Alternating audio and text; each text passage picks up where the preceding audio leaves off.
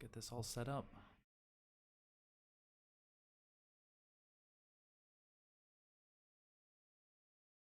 Imagine it's very convenient for streamers who actually have two full monitors and switch back and forth between the game monitor and the stream manager monitor. But for me, I just have the one laptop screen, so have to make everything happen on this one screen. But anyhow, it's Thursday afternoon. Gonna play some Soulherder. My name is Joe. Thanks to everybody who joins me this afternoon. Maybe the most fun deck in Modern. Definitely a contender for that title. So for the last month or 2 months, I decided to give No-Vial a try alongside Eladamri's Call. And let's see if I can adjust these sideboard tabs here. And I've enjoyed it. I think it's very powerful. The downside of drawing Ether Vials late in the game has been like a real thing, but I think that it's not much. I don't think the downside is greater than if like the Ether Vials get replaced with 4 Birds of Paradise or 4 Noble Hierarchs. So as far as like late game fluff goes, I think we're going to sort of have those 4 slots, whether it's for Dorks or Ether Vials. So whether I top deck a Dork or top deck an Ether Vial, it's not going to be great in either scenario. So that's kind of a wash. So then, sort of, what does it come down to? Well, the Ether Vial build kind of has to run the 4 Eladamri's Calls. It's just such a good card, so synergistic with Ether Vial, and so that takes up a significant portion of the part of the deck where we want to be running spells, right? So if there's like roughly 20 lands, roughly 40 spells, and so Eladamri's Call taking up about 10% of the space that we have for spells. And then alongside Eladamri's Call, the deck then kind of really wants to run a bunch of singletons to get as many effects as possible in the deck to make it as versatile as possible and really increase the value of Eladamri's Call. So as you can see, single Deputy, single Thassa, single Stonehorn, 2 ofs with Skyclave and Uro, but those are cards that I've often been casting Eladamri's Call to go get. So if we switch away from Ether Vial, I think for me now, part of my mental shift is, okay, like Ether Vial's out, maybe Eladamri's Call can be out, and maybe we can use some of those extra slots for things other than tutors. So to go to the list that I'm going to be trying and tweaking for the next few days and weeks, maybe, you can see it's not really big on the singletons as far as the creatures go. It's got a single Vents or single Siege Rhino. Now, these are cards that are 4 CMC. If you compare them to other silver bullets like Deputy of Detention, 3 CMC, we're going to want typically to have access to Deputy pretty early in the game, either to stop aggression or to detain like a Karn that gets landed on turn 3. On the other hand, we typically have, I think, some flexibility as far as like when Siege Rhino comes down, when Venture comes down. They are 4 drops, so as games go longer, we're going to have a little bit more time to draw into them and actually be able to pay their casting costs. I do have a single Chord just because we've got a lot of creatures in the deck, and particularly with Dorks, the casting cost for Chord becomes less of an issue. It's going to be more often, as opposed to Ether Vial builds, it's going to be more often that you actually have a bunch of green devotion on the board with Noble Hierarchs, alongside snakes and other creatures that we can tap to power out, like a Soulherder, an Eternal Witness, Vents, or Siege Rhino, that kind of thing. And then I guess with some of the slots opened up by taking Eladamri's Call out, I'm trying to slot into Time Warps. It's been a long time since I've played this sort of infinite turns combo in this deck. It's very powerful. We've got the loop with Ephemerate and Eternal Witness, running an extra Soulherder. That's another flex slot. Since we can't really tutor as much with this list, I wanted to increase my odds of hitting Soulherder as a 3-drop. 3 drops become slightly better, I think, in the in the Dorks version, the Noble Hierarch version, because if you land a Mana Dork on turn 1 and get to untap with it, all of a sudden now you get to just unleash your 3-drops, right? So whether that's Soulherder, Teferi, Uro, Skyclave, like if you can blow up an opponent's Ether Vial on turn 1, that's a pretty huge win. Even sometimes just Eternal Witness on turn 2, just to get back a fetch land, keep hitting our land drops is pretty powerful. I currently only own 2 Uros, and I'm sort of on the fence as to whether a third would be optimal in this list. I think it might be. Uro is just, probably the best card in the format right now, and our deck is somewhat uniquely positioned to take advantage of it, just because the ETB we've got Ephemerate. Every single time you ephemerate it, you're just you're drawing a card, gaining life, ramping your lands. It's very, very strong. And I remember when people were initially talking about Uro and Soulherder, it seemed like a non-bow, right? Because you blink it and it just goes to the graveyard anyway, right? But blinking it is great value, and I've just found Uro to just be a complete all-star. Our deck is pretty slow. You guys all know that. So the life gain is extremely relevant. And, I felt that in the past with Siege Rhino as well. Just being able to go from 1 life up to 4 life sometimes is pretty important.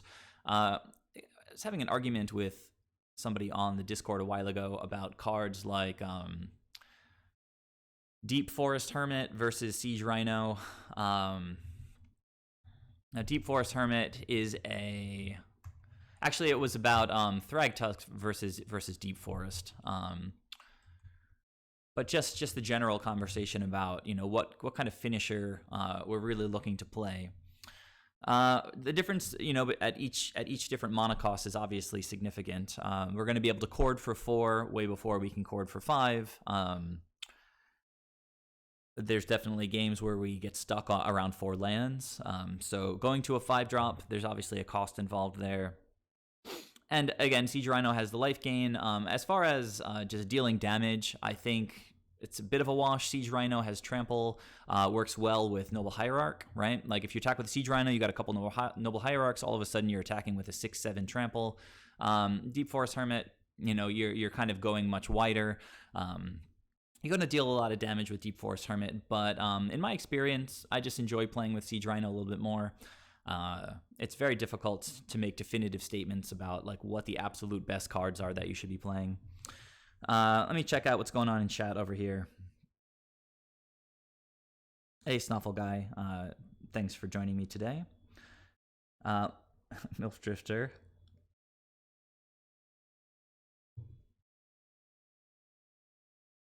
So, yeah, I'm glad that you guys are excited about the build.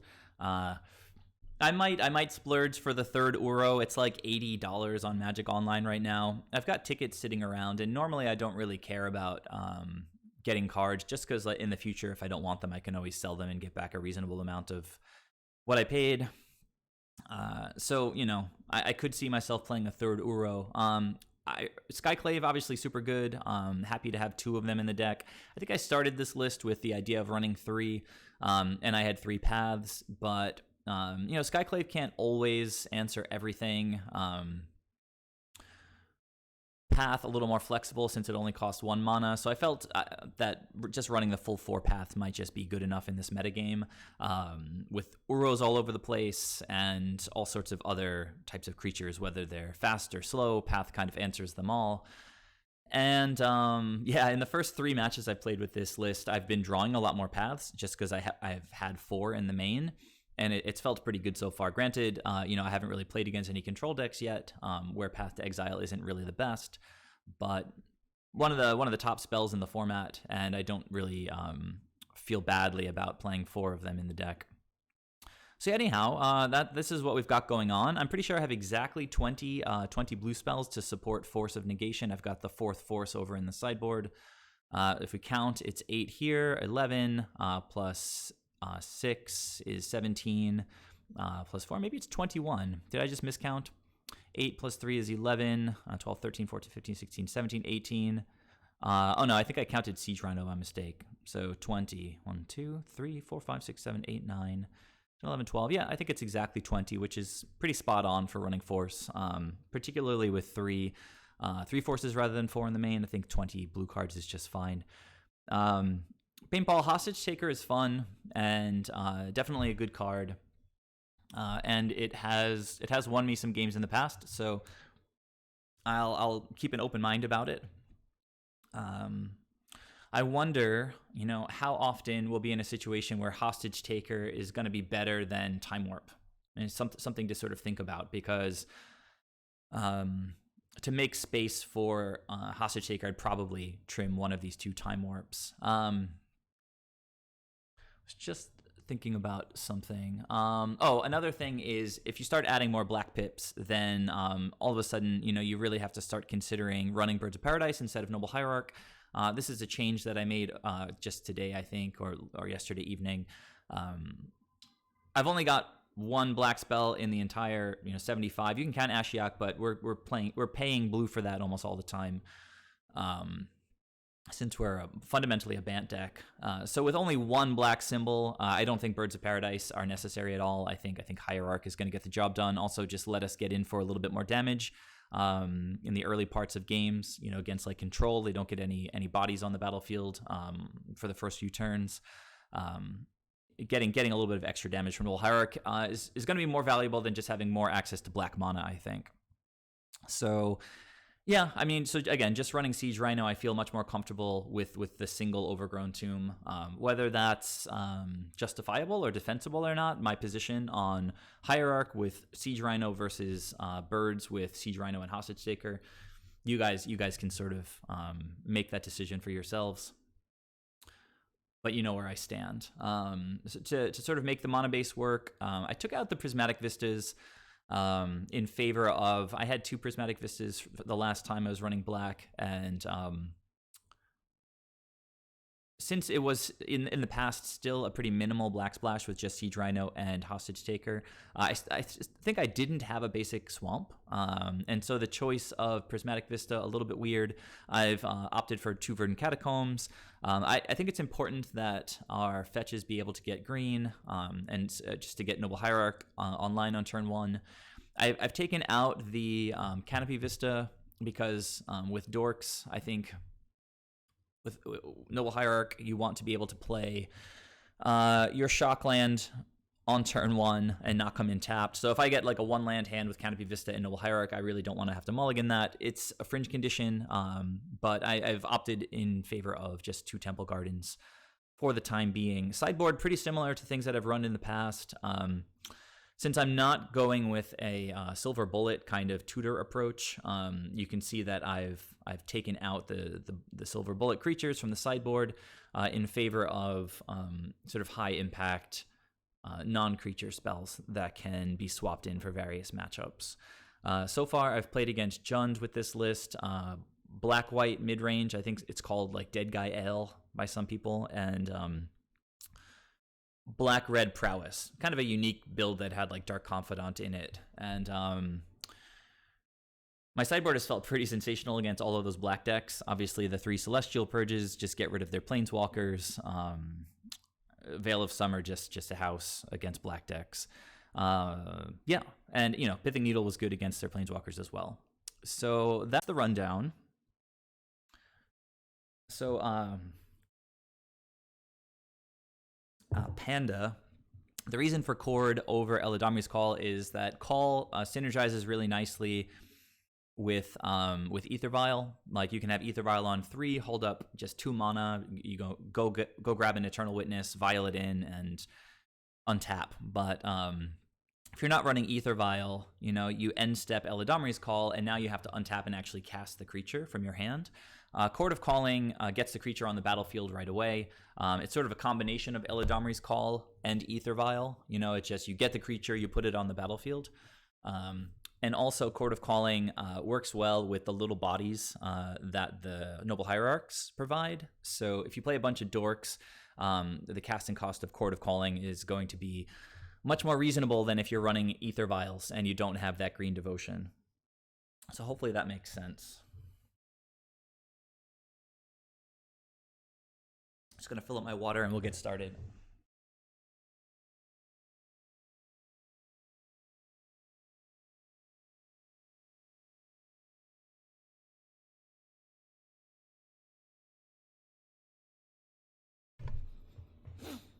All right, so I've only been playing queues so far, but I'm 3-0. Who knows how it'll go in the league? I've had like the last time I think I tried black. I've switched back and forth like a half dozen times at this point, from black splash to no black splash to black splash to no black splash. And I think the last time I switched over to black, I went on like a 12-0 run or something like that. It's funny how that works. So I'm starting off 3-0, but these runs are always in queues, so not that exciting really. All right, I think this is the list that I'm running. It's in November, so like that. I'll say join. And I have to say that in the first 3 matches, even though I've won them, I've been taking tons of mulligans. Fortunately, like my mulligans to 6 have been pretty keepable. I mulliganed to 5 a couple times. I think I lost those games. But one of my mulligans to 6 was like 2 lands, 3 snakes, Eternal Witness. And so that's pretty great. And it was against a mid-range deck. So we're clogging up the board, drawing a lot of cards. That was a pretty good mulligan. I think if I could choose to start every game with 2 lands, 3 snakes, Eternal Witness, I would take those 6 over almost any other 7.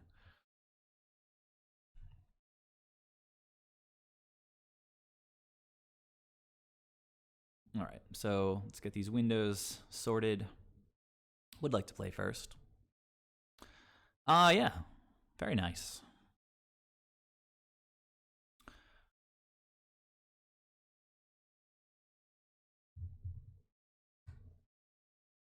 So we're going to be looking for double white, double green. It's all right. Kind of obnoxious. Starting off against Tron. But I do have Venser in the deck.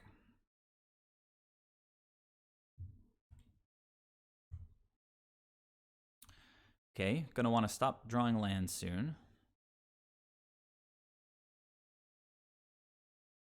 All right.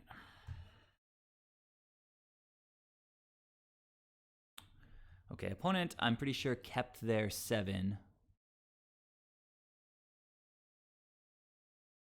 So Tron keeping 7. The odds of us winning this are extremely low. But I'll do my best.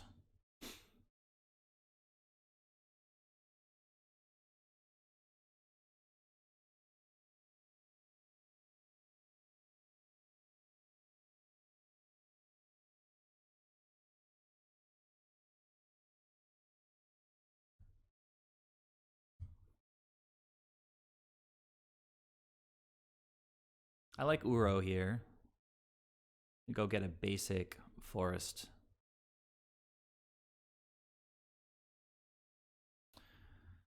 Skyclave Apparition, potentially good against Little Karn, if that's what they have in hand. Let me get rid of this bot real quick. Okay.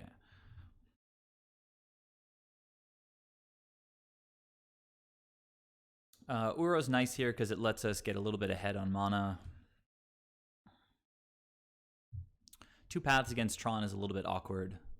I guess it, in theory, could be Eldrazi Tron, in which case 2 paths is quite nice, but I have a feeling this is Green Tron.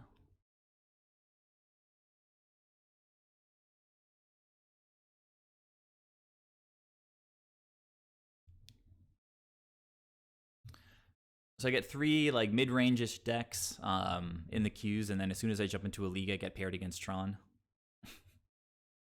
Magic Gods. Quite a sense of humor. Those Magic Gods.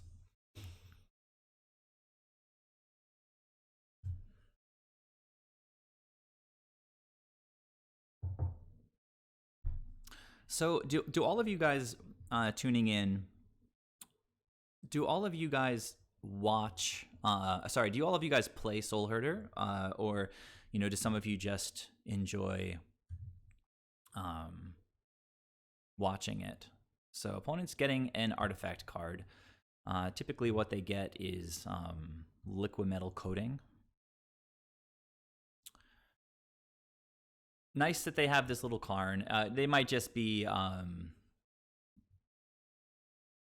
trying to like drain my resources a little bit and then throw the big Karns down later once my hand gets a little bit less full. But we do have the Skyclave to answer this guy.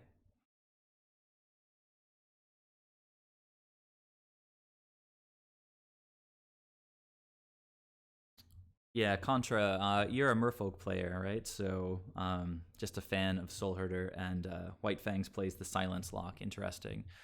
Oh, they got Relic. Okay, all right. Well, you know, we have another Uro in the deck, so not the end of the world. They've got 2 mana. They're probably just going to crack this right now, I'd imagine. Wasting time, I guess. Interesting. So no way I can escape Uro next turn, so it seems just fine them keeping that Relic up. Though I could just Skyclave the Relic. If I draw into an Ephemerate, I could Skyclave the Karn and Ephemerate to get the Relic.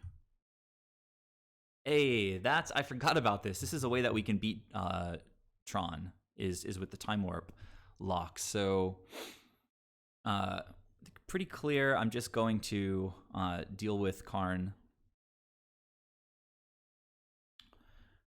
And then I might just path my Coatl on their turn, depending on what they play. Just to get that 5th land, get Time Warp going on.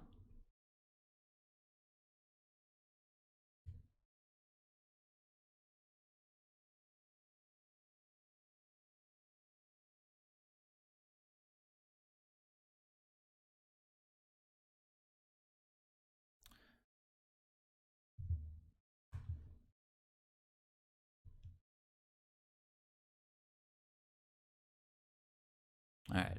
Well, what do they got here?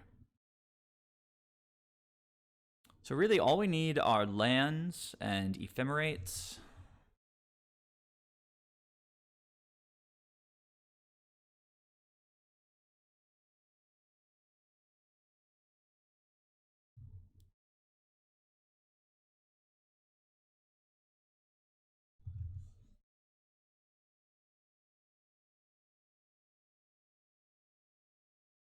Okay, 10 mana on turn 4. Every single game.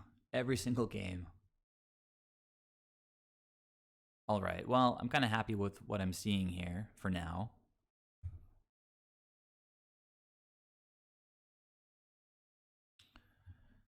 I guess I will path and pitch a path, right?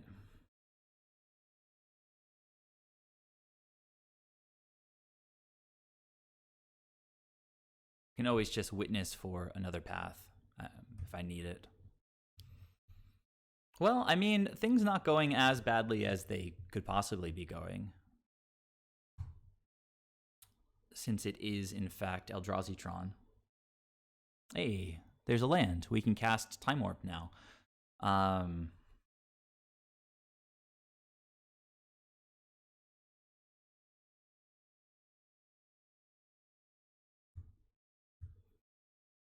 Oh, but they have Relic. Maybe I get them to crack the Relic by casting Eternal Witness right now. I'm 1 card away from being able to escape Uro, which is a little bit frustrating. You know, they could always draw a Thought Knot and exile my Time Warp, which is frustrating, kind of annoying, but I think I'm going to try to force the opponent to crack this right now, because I mean, obviously Time Warp looping is pretty sensational. So we'll go green, green, blue.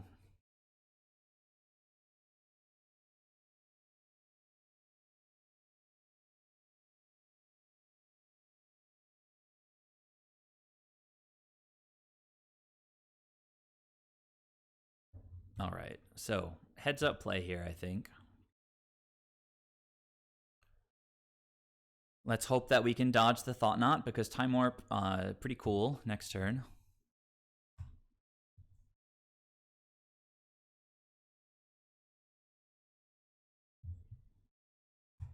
Opponent with six cards in hand? Is that what I'm seeing over there? 6 cards in hand.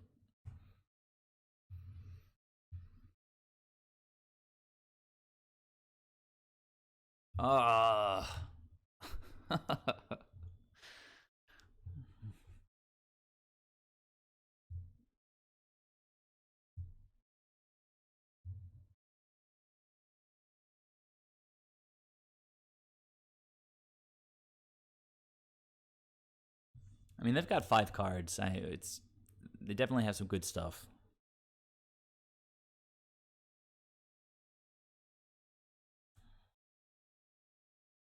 Oh, all right. I mean,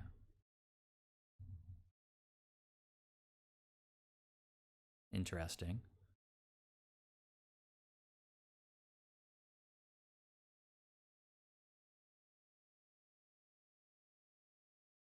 I mean, I think I have 2 ceremonious rejections, maybe even 3.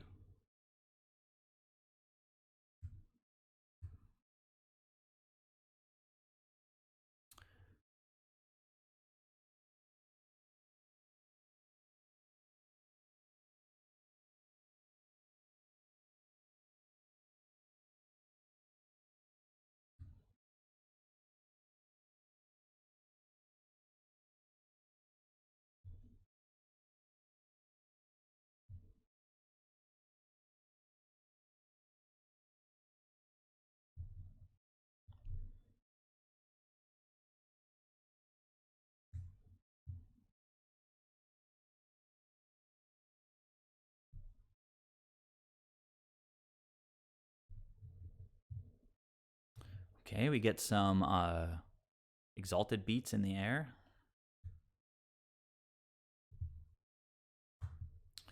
Will not have Death Touch even with 2 Coatls on the battlefield, since I'm so heavy into the shock lands. We've got 1, 2, 3, 4, 5, 6, 6 damage on board. All is dust. All right, that's fun.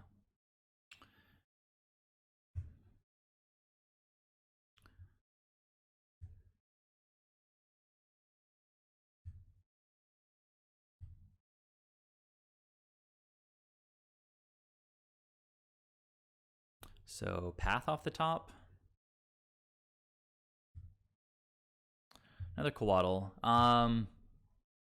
Yeah, I mean, we're pretty dead either way. Blocks or no blocks. If I play a creature here, I don't have a Deputy in the deck in the 75, so can't really deal effectively with all these Matter Reshapers. Maybe, so if I'm taking, they're gonna have, if I take 9, they have 4 lethal threats. I have to block all of them next turn. But I don't think it's getting better from here. Let's say I draw Eternal Witness.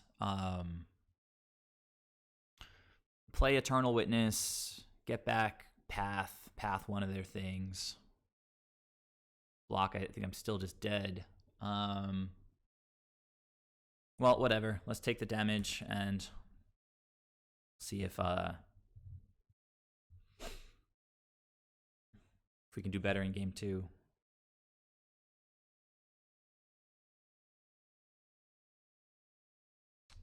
I guess Siege Rhino off the top could be okay.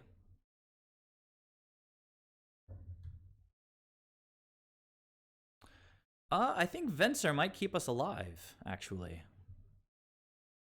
All right, let's pass the turn.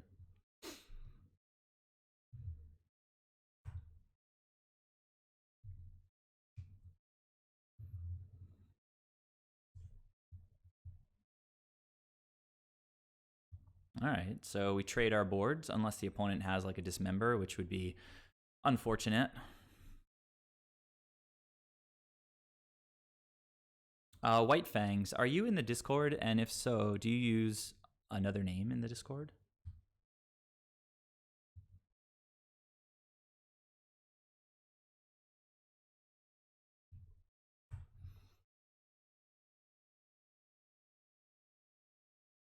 Thought Not Seer, Blast Zone, Karn.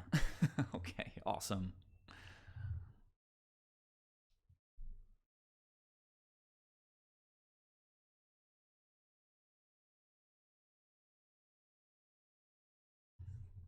All right, I get it. I get it. Yeah, your name looks familiar, but I guess I haven't seen you in the Discord in a little while.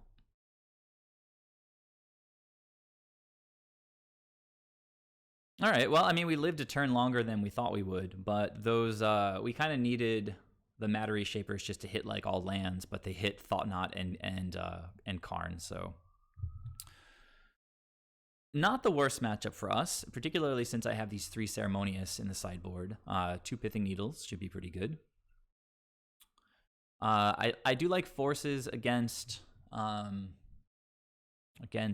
Eldrazi Tron. We want to be able to counter, all his dust and other garbage like that. Little Ugin can exile Worship. Not really sure. Worship might be good enough. I think Skyclave is pretty solid in the matchup. Teferi's probably unnecessary. They have a lot of stuff to deal with our graveyard. I quite like Time Warp, actually. I don't think that Chord is really necessary here. I like the Dorks. I like the Paths. Maybe the Wind is important to be able to sort of get rid of a bunch of their creatures all at once. Maybe I trim 1 Uro since they're probably going to increase their Grave Hate. 3 more cards.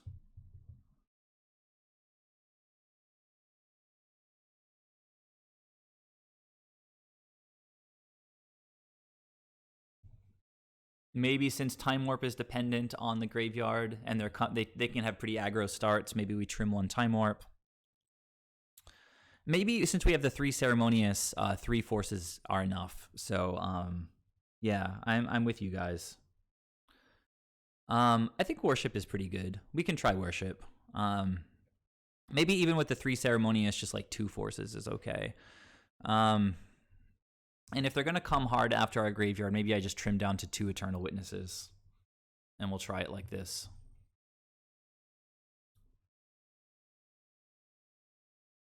It's sort of cheeky that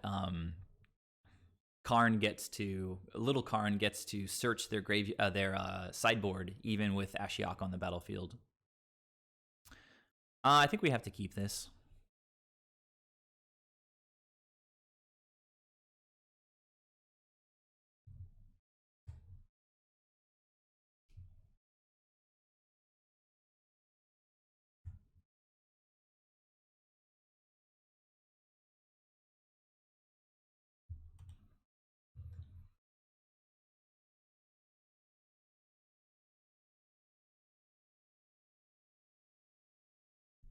So I think they kept 7 again.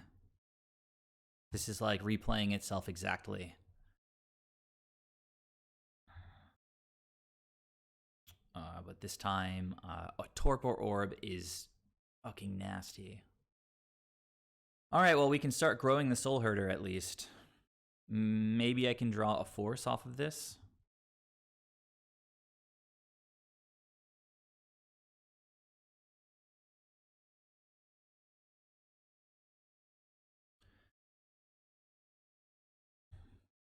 This is the first time I've seen Torpor Orb in quite a while. I mean, it comes up for me, I'd say like once a month, but maybe this is twice in the last month.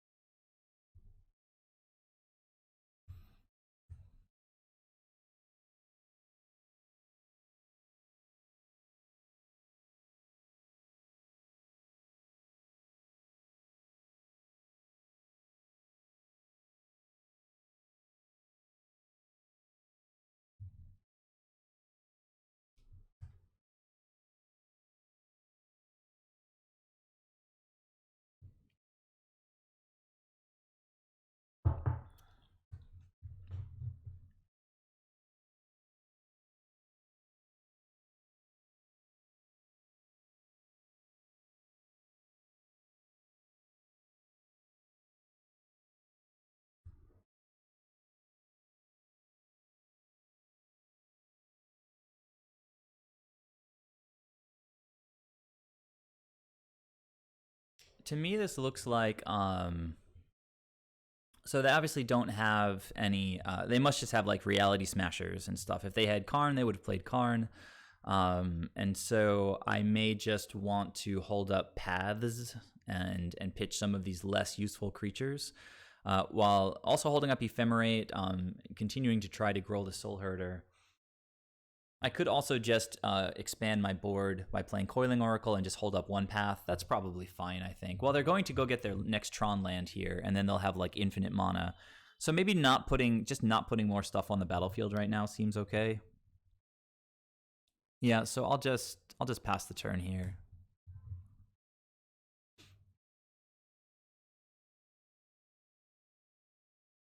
I mean, beating a turn 2 Torpor Orb is pretty difficult, particularly when we've sideboarded out one of our Uros. Uro is good against Torpor Orb because he doesn't get sacrificed when he enters the battlefield when you cast him. He doesn't get an ETB trigger, but he can get attack triggers.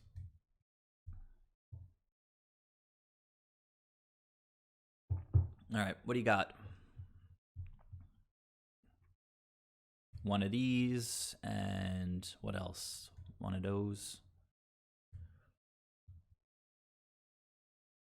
I'm going to try to keep Path in hand. So I'm not going to pitch a Path. I think just pitching like Skyclave seems fine here. I think there's literally no way for us to deal with Torpor Orb. So, I mean, a two power creature is better than a 1 power creature, and it's not going to draw us cards. So maybe we just want to keep as much power as possible. So maybe I just pitch the Coiling Oracle.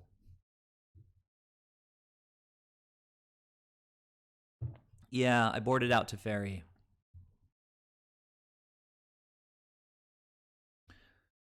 Well, Sky App has 2 power, right, by himself, so...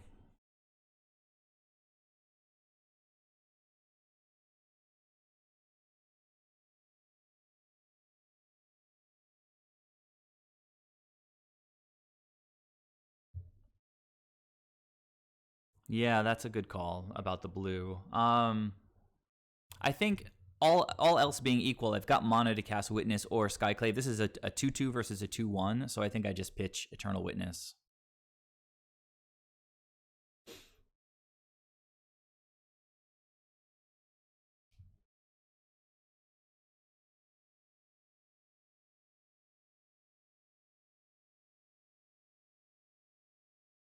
Am I going to get them here?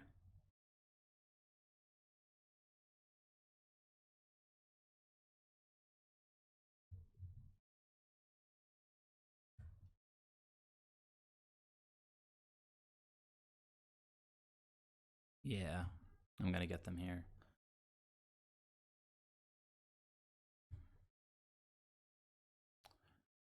I'm pretty clear that they're like, I mean, the big blowout for us is just all this dust.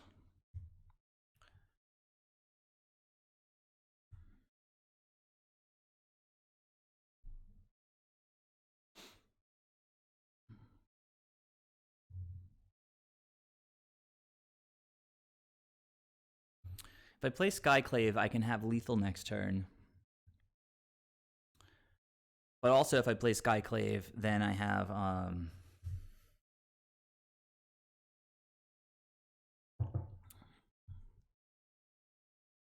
yeah, I mean, whatever. I'm gonna take the out that I have here. If they just have garbage in hand, like relics and stuff like that.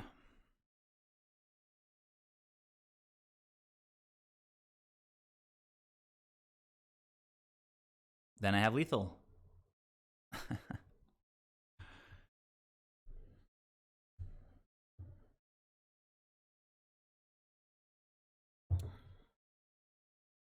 Uh-huh.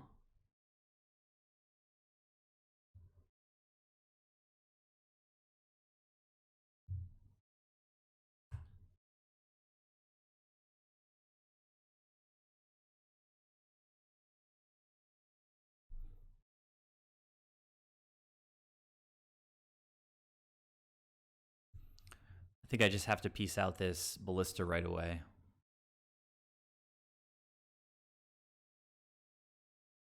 Can't let them untap with this thing.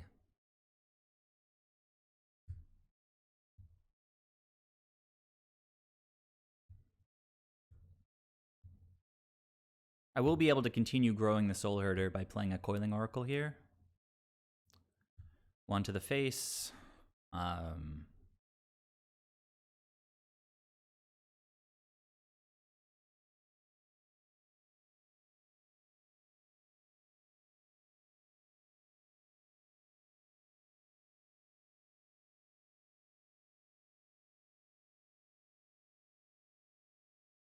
So we really, really want this Matter Reshaper to not give them anything very good. Come on.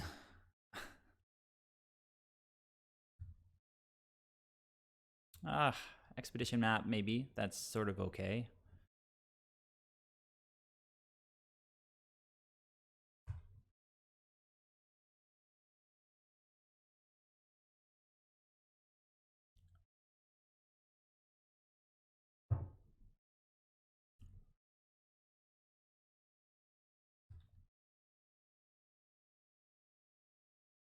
I think they're going to be able to kill the Soulherder before we get lethal.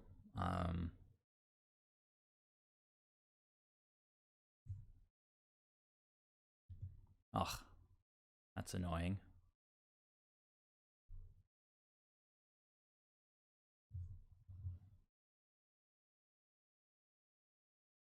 And Blast Zone on 3 is going to kill any 3-drops that I play. If they block, but they're probably not going to block, right?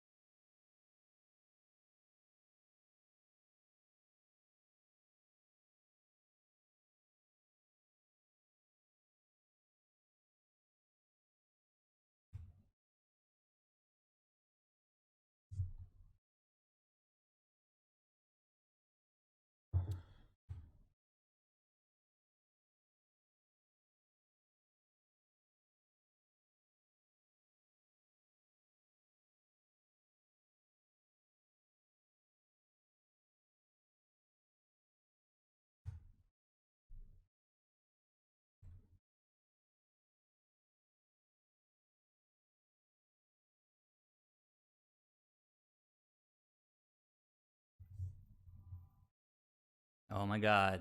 Let's do this. I think we got this game, guys. I have the craziest games on these streams.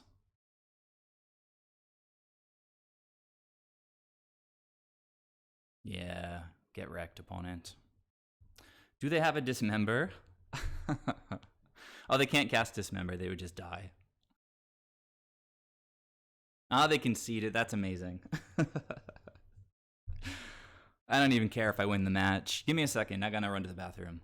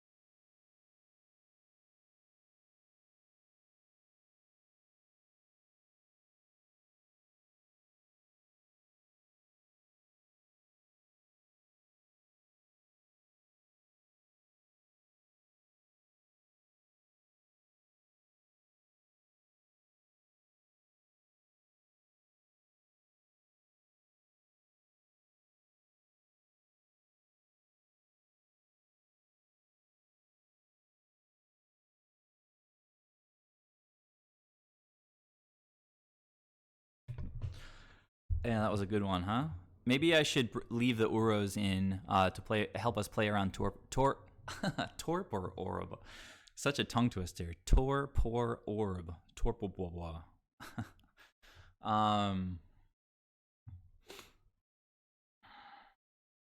I mean,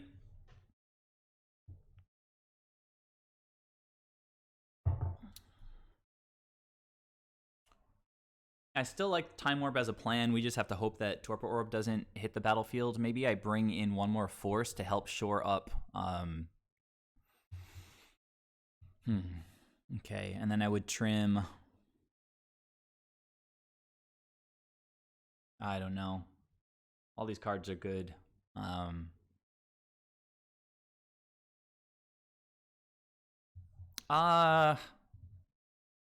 don't love Teferi, but yeah, I don't love Teferi. I gotta trim 2 cards. Worship out.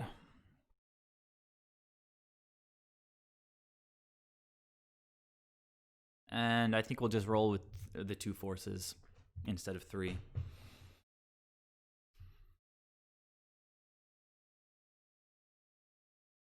Pithing Needle's pretty good.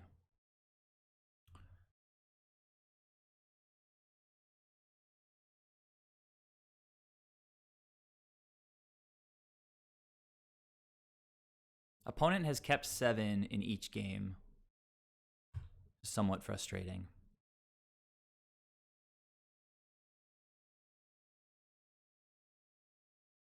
So if they play Torpor Orb next turn, which they snap kept, so if they play Torpor Orb, then we have a 6/6 on the battlefield.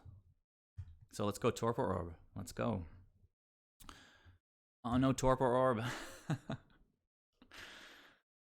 Oh, Soulherder's kind of cool. Soulherder did nice work last game.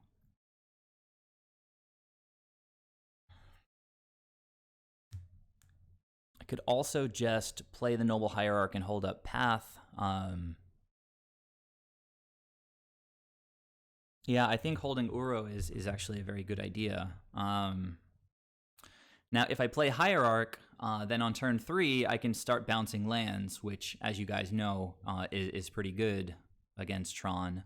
But I think I want to get Soulherder down now, and I can just sort of hope that I draw land.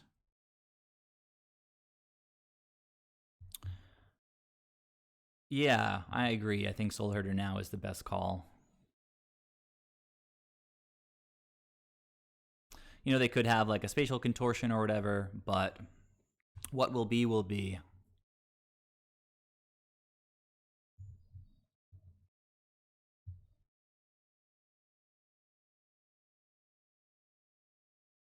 If I draw a land next turn, this could just be over if they don't like get me right now.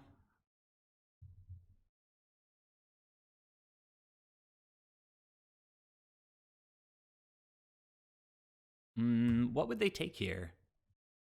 The Path, the Skyclave? I've got good stuff. I can't even cast Venser. Not sure why they would take that. I'm being slightly sarcastic since Venser is lights out if I draw a land next turn.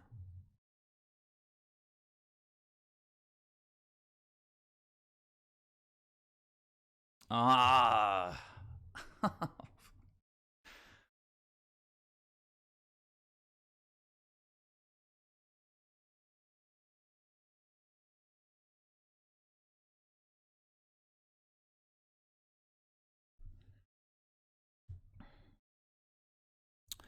So now maybe I just Path and play a Hierarch, or play a Hierarch and, or maybe I Skyclave and play a Hierarch.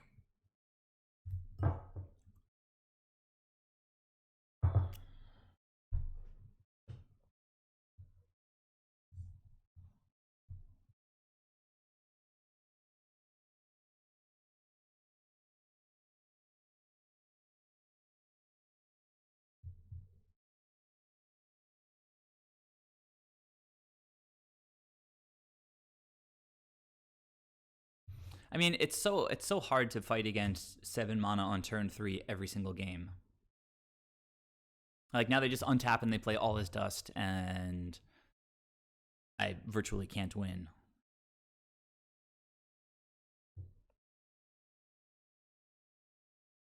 We've got Venser for the token.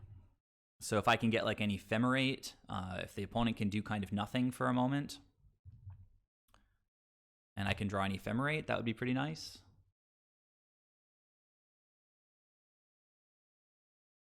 Blast Zone, just going to blow up my Hierarchs right now. I don't know, man. That seems loose.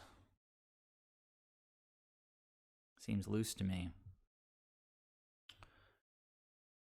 I'd like to play a land, hence the main phase Ice Fang Coatl.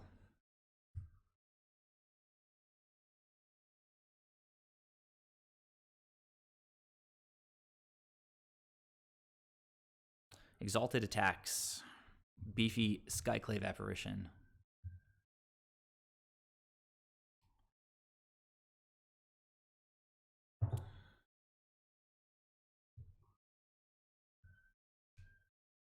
Hey, DV Neil. Nice to see you.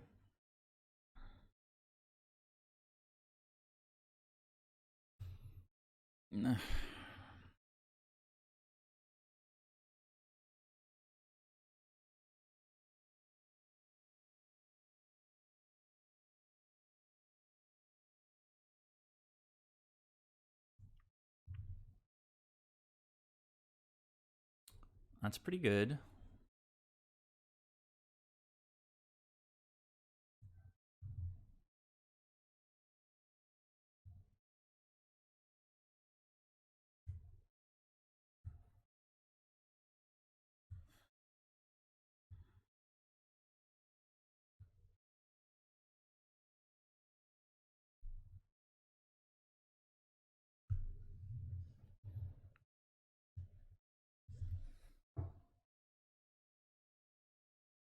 Or Soulherder this turn, next turn Venser? I mean, am I just holding... I'm just holding Venser up, I guess, right? To stop whatever they try to do.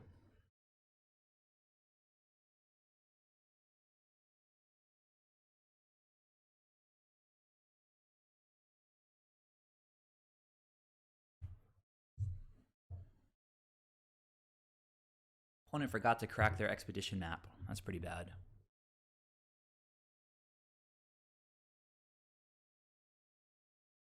And they know I have a Venser, and they know I have a Time Warp, but they don't know that I have a Soulherder. Make of that what you will. Opponent's on 3 cards. Cracking the expedition map now.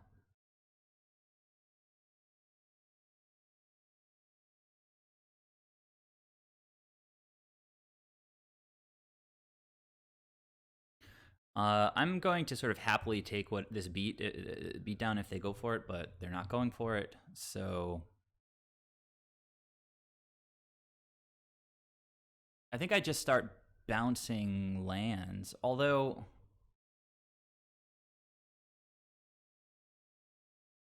like just bounce Blast Zone, right? And then I can play Soulherder and bounce a Tron piece.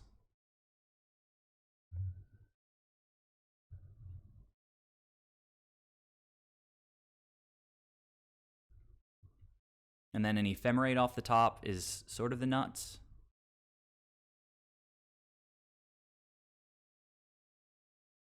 Nah, well, they're going to get to activate Blast Zone here. So they're just destroying my Noble Hierarch. All right, I don't know. This opponent is playing kind of sketchy.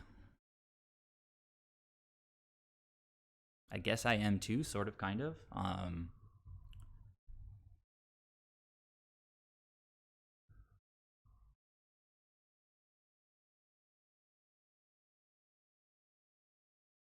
I could have second main that. Not sure that it really matters.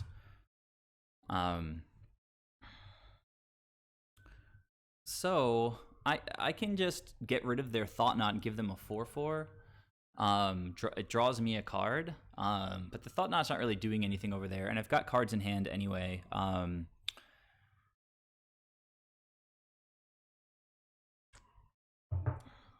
They've got Tron, so I'm not really sure how important bouncing their lands right now is.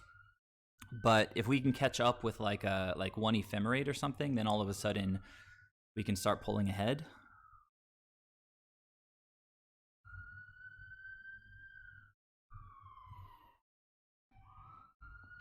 Well, it gives him a 4/4. Why don't I just bounce the Ice Fang? Draws me a card, doesn't give them a 4/4. Whatever. I can't spend so much time thinking about this.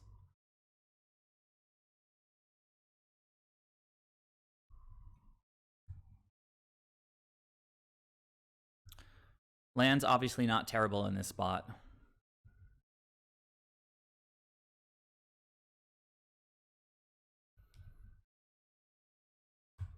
Karn gonna get, I guess, Torpor Orb here.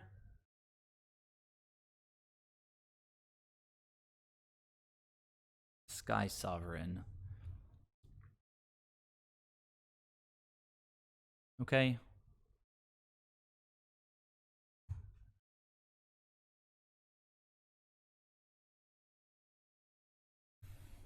Ephemerate is nice for sure. But let's see. I can. Well, it's going to deal damage if I bounce it. They get to recast it. That's kind of gross.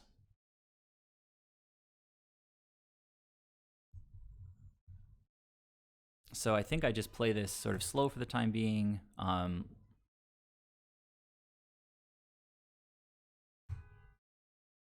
Oh, hang on. Do I want to Ephemerate Skyclave and kill Karn? Now that gives them, at least not, maybe on their upkeep. Oh, I don't know.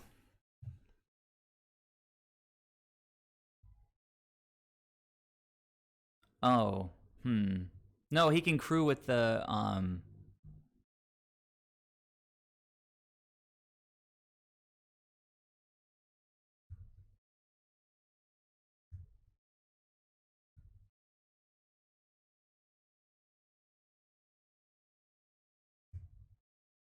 yeah, but then they get to recast it, and when they recast it, it does 3 damage. So if they get a Walking Ballista here, I can Ephemerate the Venser to bounce it back to their hand. I'm gonna run out of time.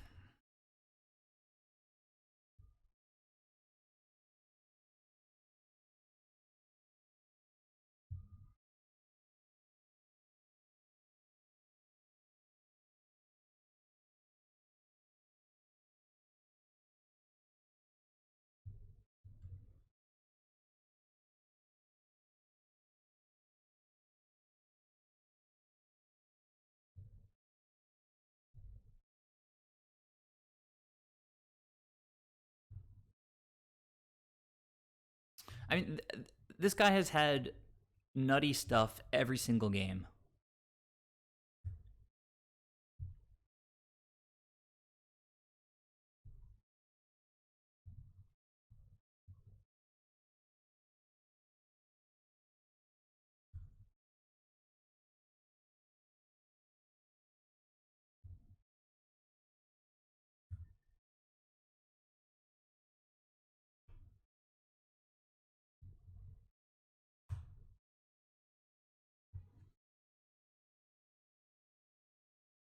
I mean, but now, like, after fighting through all of that, we're just going to lose our board to Walking Ballista?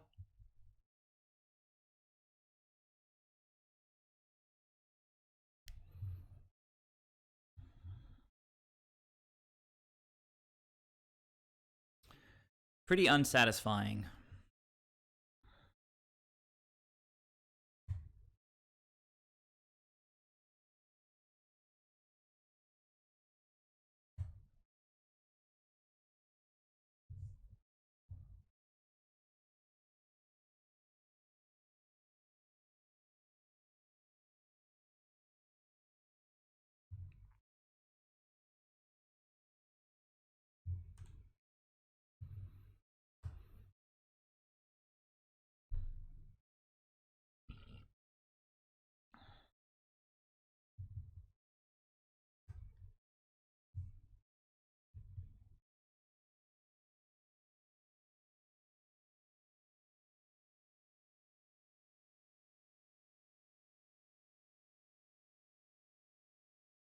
Ugh. All right, that's it, guys. Uh, click the wrong land. Doesn't really matter.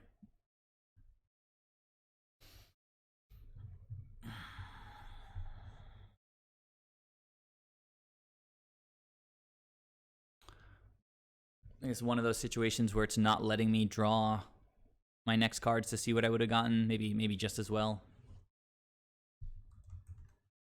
7 undefeated trophies.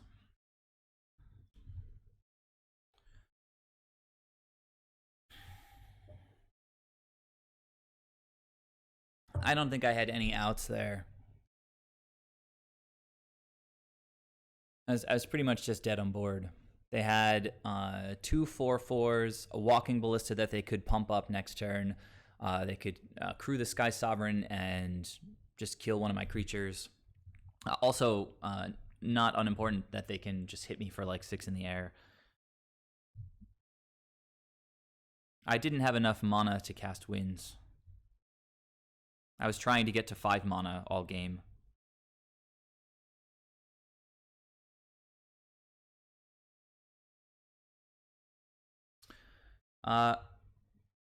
My... Oh, god damn it.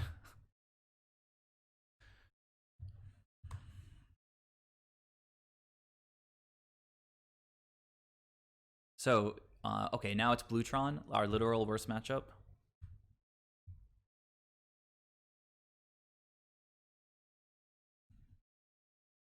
I honestly don't know if I feel like spending 50 minutes playing against Bluetron. So we'll see how this goes, but I'm going to be a little bit trigger happy with the scooping, I think.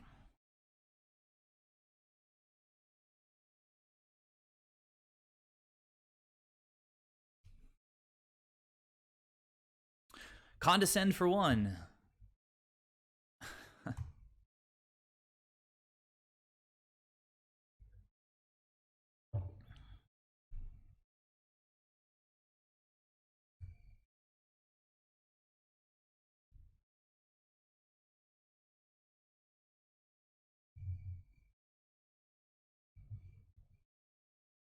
All right, so they've played their tower that they searched up.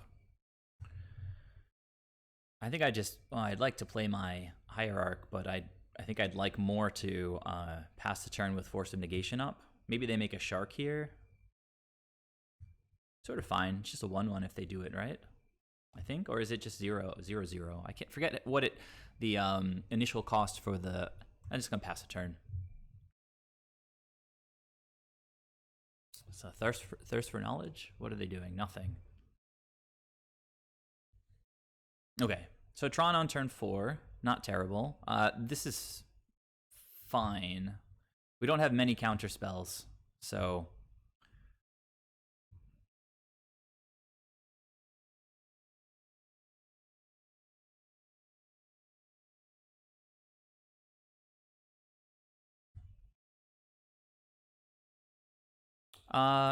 Maybe I go for Ephemerate, see if I can get a counter spell out of their hand.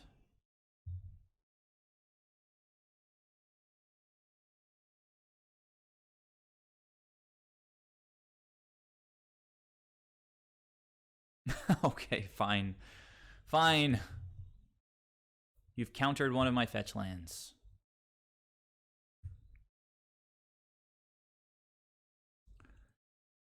Cord, while they're tapped out, unfortunately, since I don't have that land, I can't get like a Soulherder, which would be the best. Now that I'm falling behind on lands that way, I mean, maybe I just play.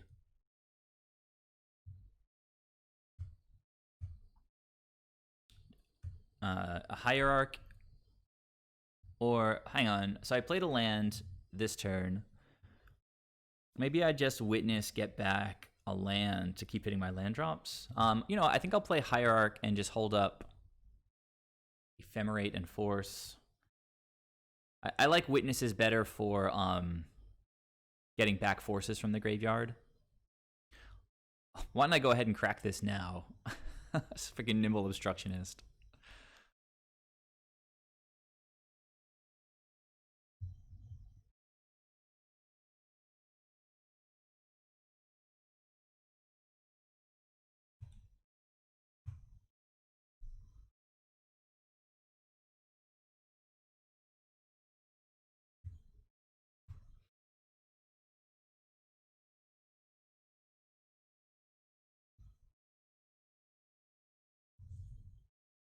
So once again, like 10 mana on turn 5.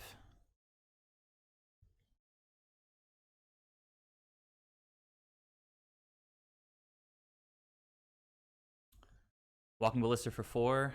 Oh my god, this is so stupid. All right, you know, I don't know that I love forcing their hand with Walking Ballista. Like if I untap, I get to chord for Skyclave Apparition, which I think is better than just like trying to get an extra card with Ephemerate here.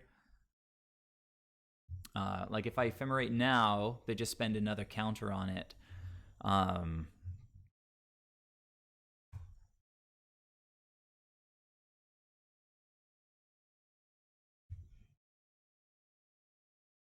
Now the question is, yeah, I think I go for this here. They want to bottom out their Walking Ballista, that's fine. They do. Okay, fair enough.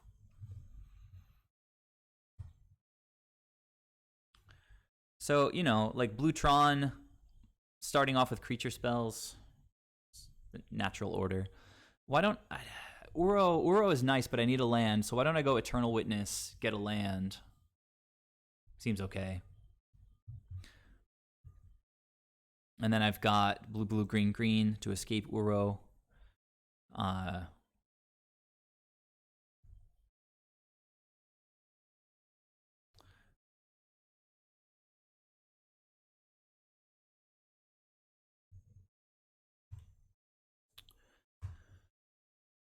Maybe I should have gotten my second white there.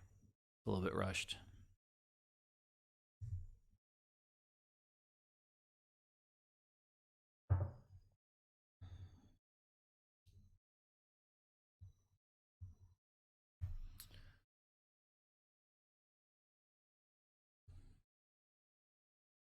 That's another Chalice of the Void on 1. I think we've got bigger fish to fry than this. So that's going to resolve. We still have Sky Apps if I feel like that's important.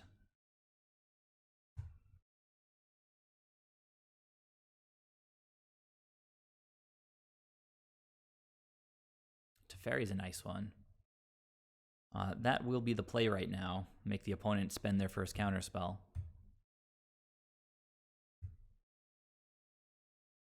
Actually, maybe I just want to hit land, so maybe I wait on Teferi. Just play Uro.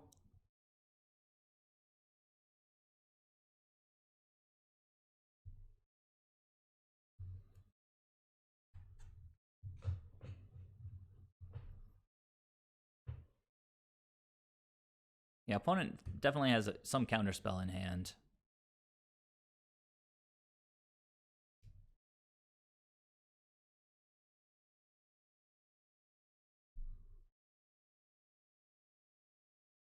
Let's try to stay aware of the fact that Chalice of the Void is on the battlefield.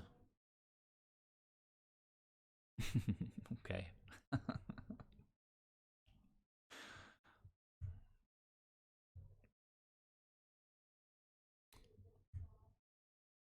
The last time an opponent tried to do that to me, they countered the wrong ability, and they countered the sacrifice ability.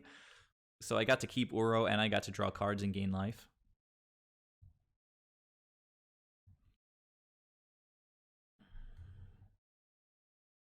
Tap out for something that I can counter, like I don't know, Ugin or something.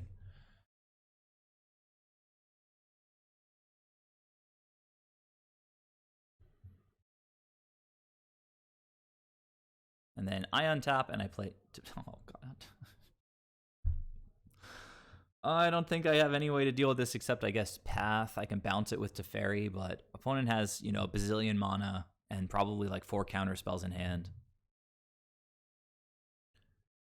So I guess I just try to escape Uro.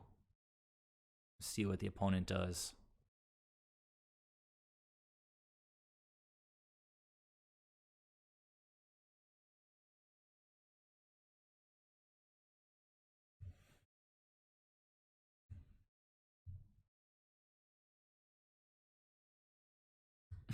Siege Rhino.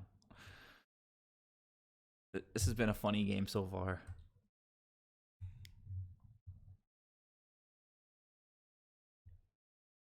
Shark Typhoon. Okay. All right. Uro has been repealed. He goes back to the graveyard where he came from.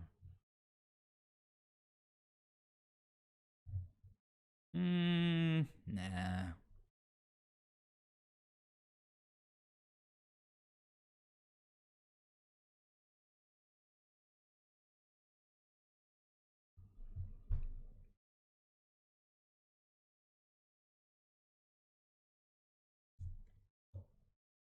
Need more water. I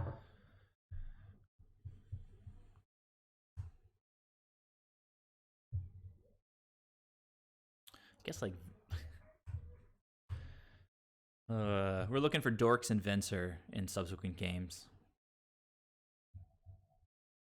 I think I was F6'd. I think I probably would have countered that, but whatever. Yeah,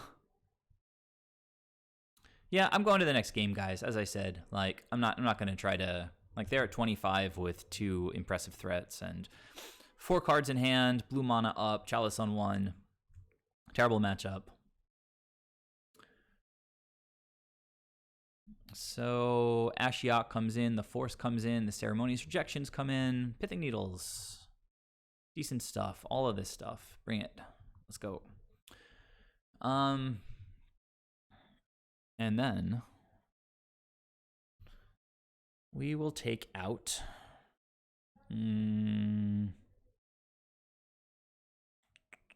I don't think Siege Rhino is relevant. I actually let me get some water real quick.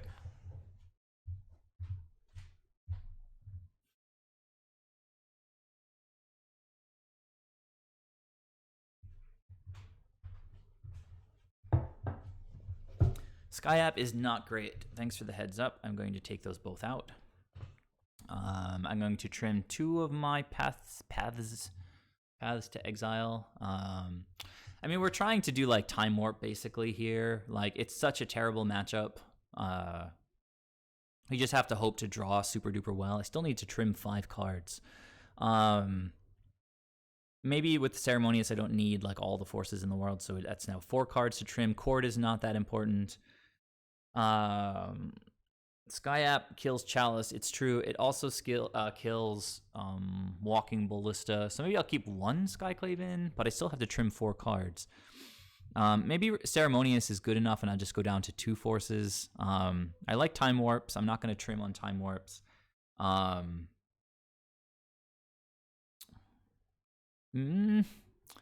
Maybe like Ashiok is good against them, but I'm not like if the graveyard becomes like a big deal, usually like they have me beaten anyway, and we need so many spots here. And maybe just 1 Pithing Needle, and I'll just play my game. And if we draw some interaction, we draw some interaction. But I'm going for ramp into Venser, or ramp into Time Warp, and trying to get something going on like that. There's very little we can do against like counter spells and turn 3 Tron. It's land and spells. It has no snakes. It's got 1 of my 2 paths. Ephemerate is one of the pieces of like a loop, as is Soulherder. So with this setup, all we need to do is draw 1 of our 2 Time Warps, but we don't have any ramp. No, we need Eternal Witness and Time Warp, of course. I think I have to mulligan this. Doesn't do enough of what I want to be doing. This is funny. And of course, I think this is the 5th game in a row against Tron today where they have not mulliganed even to 6. Now this hand this is hinging on me drawing a land, and I like my odds in such a terrible matchup with this hand, even on the play, much better than yes. I think this is a keep and pray moment. And Teferi is amazing, but he's also just 3 mana, and we're trying to get to 2 mana, like much less 3 mana. Although if we can get to 3 mana, Teferi is just nuts. So I'm gonna keep, and maybe I just bottom 1 of the snakes because we're gonna get a lot of draw with these if I draw blue mana. And Teferi is so good in the matchup.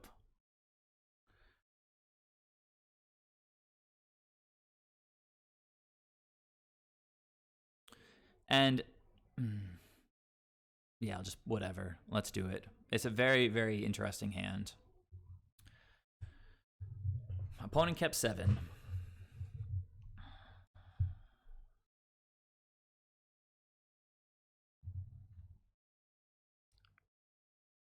Why not?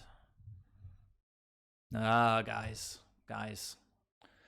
This league is not vibing with us today.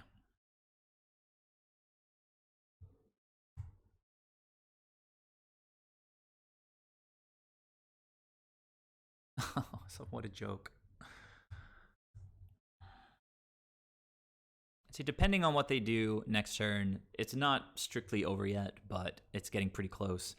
I probably should have kept the Flash Snake. That was hasty because I would want to leave up Ceremonious and have the option of getting a snake down.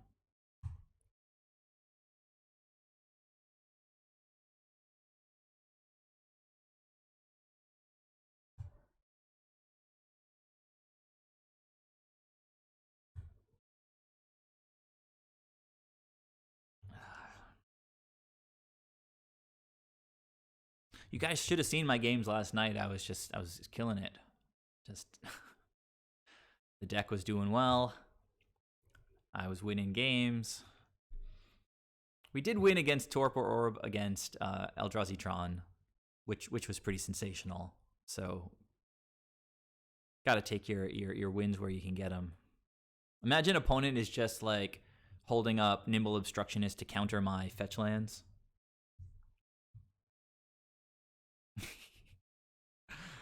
Oh, it's so funny. Deck, I get it. You have quite a sense of humor today, deck.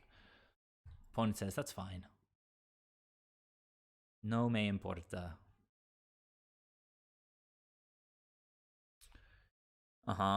Okay, yeah. Pretty cool. Yeah, Eternal Witness. Relic of Progenitus.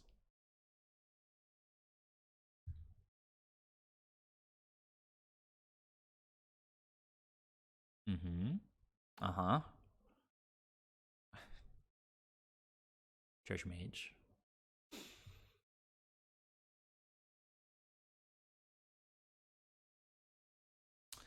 And they have the Worm Coil, and they can cast it, but they're respecting my vast quantities of open mana here. All right, I'm just gonna pass to them, and well, I guess I'll play this and see if I can get them when they cast the Worm Coil engine.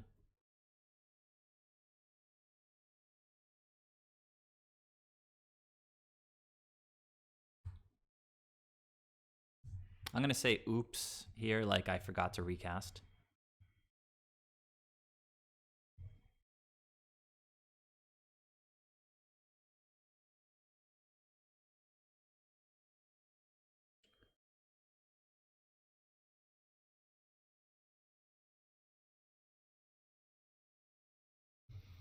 Got to do my best, guys. Yeah, you can see my my saucy oops over here. Oops. Mindslaver. Well, are they? Watch them. They're going to Nimble Obstructionist my land. Okay, cool.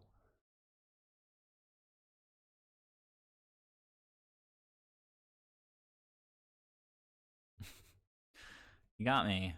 Land has been exiled. All right, they have 5 mana to counter my stupid Ceremonious Rejection. Ah, we got there.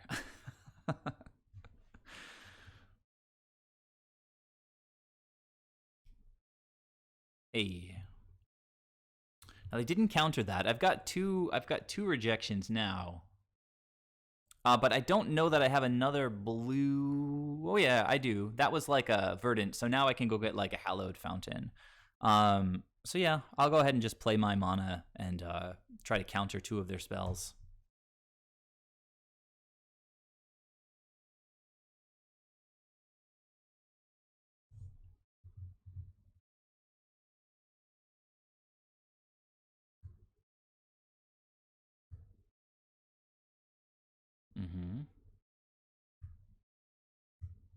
Nice. Good attack. Sound strategy. Okay. They are thirsting for some knowledge.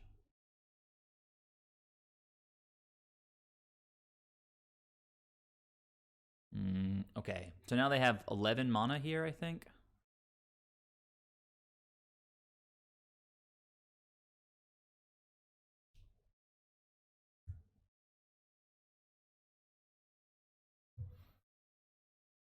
Nimble Obstructionist.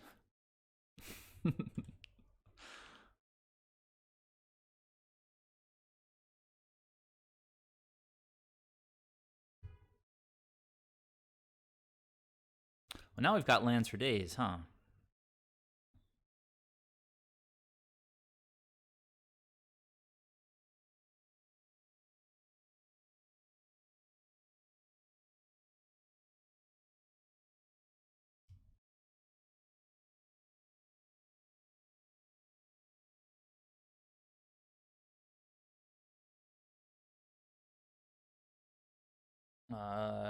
Okay.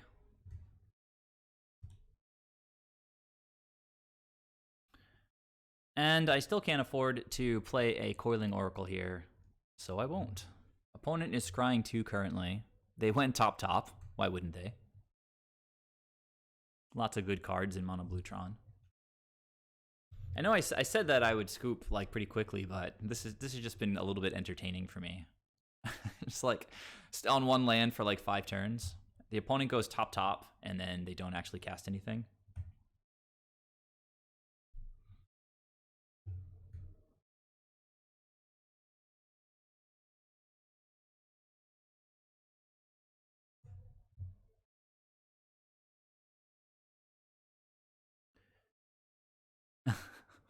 You got it. With all the lands that I'm playing.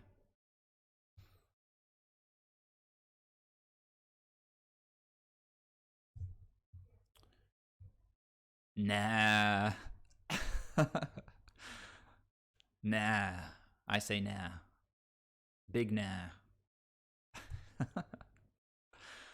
I think 2 of my Eternal Witnesses have already been exiled, so there's only 1 left in the deck, but it would be pretty good if we drew an Eternal Witness.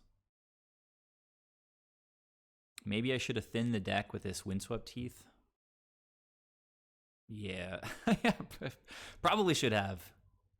Oh no! I'm getting got by the confounding conundrums. Back to the hand you go.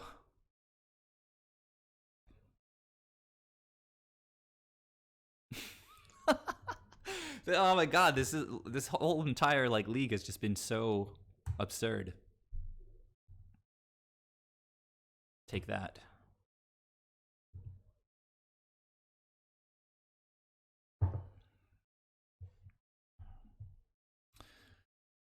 This card is getting me. I guess one of the rejections is fine. I think they saw that I got Uro, so they probably don't want to crack their relic. Yeah, they saw that I have Uro.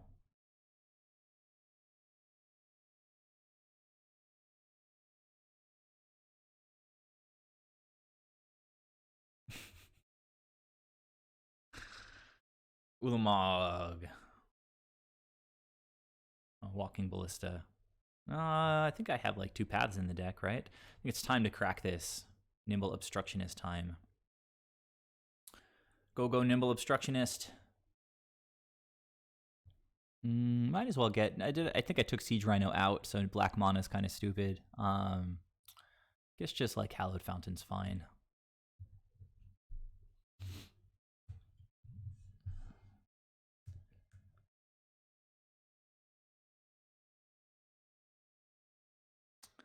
Blutron opponent, so proud of themselves. Beating up on the 1/1s. Alright, that's kind of cool. I guess I kind of have to name Walking Ballista here, even though Relic of Progenitus is kind of obnoxious. Let me cast Uro, see if they like do something cheeky. Yeah, like this. Condescend, Ether Gust. We'll go to the bottom. I mean, Relic's got that covered. Now we go to the second main phase.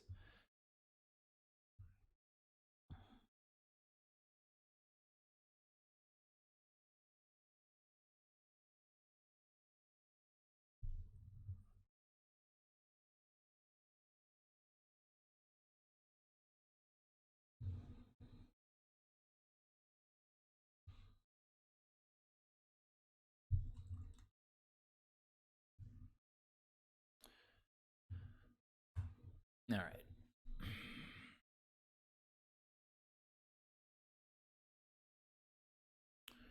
So, did I mulligan? I mulliganed to the one lander this game. Opponent kept 7 every single game. Well, every single game, both games. They have now triple thirsted. We're just gonna die to Walking Ballista Beats. So like Snake into Ephemerate is sort of something. Path lets me live one more turn. So maybe I don't crack the fetch land.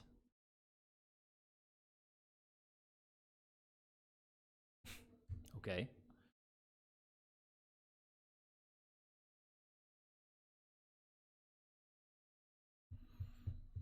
Blast Zone. Kill the Pithing Needle.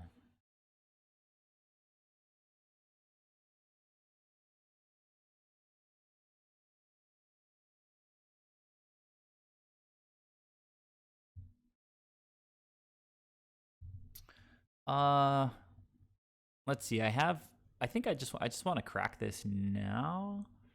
There's no way I can escape Uro because this thing is going to prevent me from putting more than one land onto the battlefield. So maybe I should have cracked the fetch.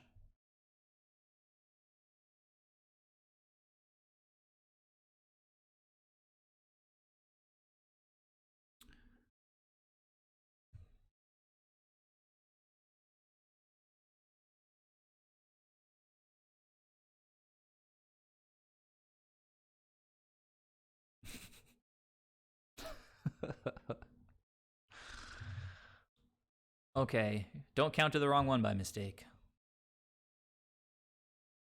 Okay. All right, guys. I think I'll let the opponent attack for lethal. They've earned it.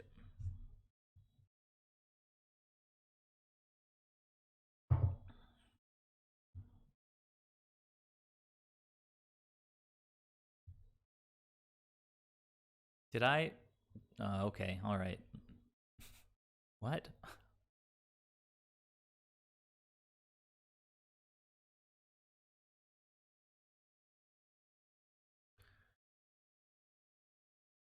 Opponent's not taking this very gracefully here. They know what my hand is. I'm just letting them attack for the win. It's like, okay. Tough guy.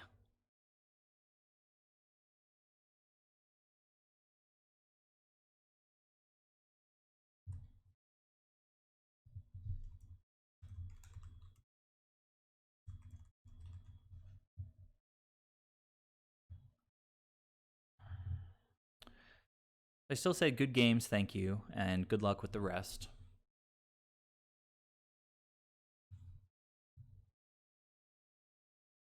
All right. So, okay, so against 2 Tron opponents on trophies in rounds 1 and 2. Give me a second, I'll be right back.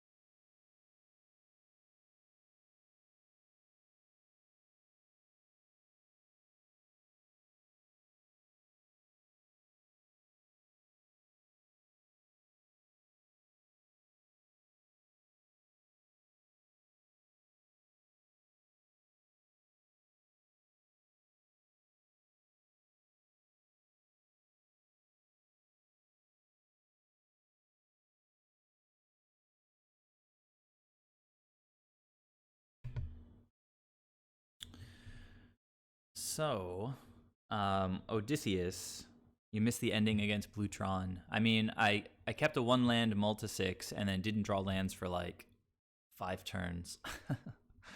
And the Blutron player won.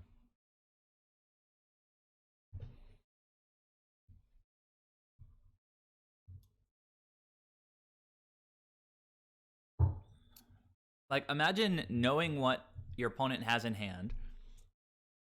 Well, I mean, I had 0 cards in hand, but then I picked up a forest. So the opponent knew that I had a forest in my hand. They have lethal on board to just untap and attack, but they choose to repeal my Pithing Needle and activate Walking Ballista. I mean, I don't know. Just like the sick Rubbins. Okay, well, this is better. Opponent, the first mulligan of the day for an opponent. We've got some powerful turn 3 plays, and actually I think, sorry, for turn 2 for 3 mana, I actually think that Eternal Witness is a good one. I think in the blind, Teferi is sort of the worst out of these.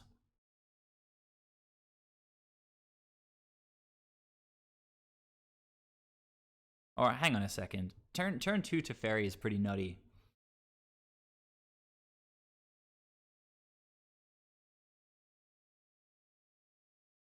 Maybe I don't really have anything to get back from the graveyard here, so maybe Eternal Witness to the bottom. And this hand looks pretty good, I guess. Although we kind of want to get lands back, and blinking Eternal Witness with Soulherder is obviously very good.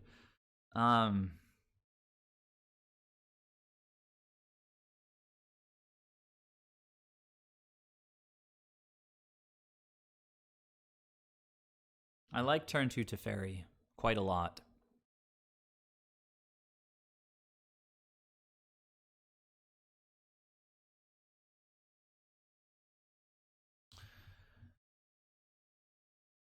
I think Ewit goes to the bottom. I kind of like Soulherder. I did think about it. Maybe it's Soulherder, and we get the land, get to blow stuff up. I guess that's a good choice. I kind of like that. Just spent 2 minutes on my mulligan decision. I guess that happens every now and then. I think I'll go basic forest for Hierarch and then get Hallowed Fountain off of the Windswept Heath. Hope that Teferi is extremely relevant. I guess I'll have some information after turn 1. Opponent could also just like cast a Thoughtseize.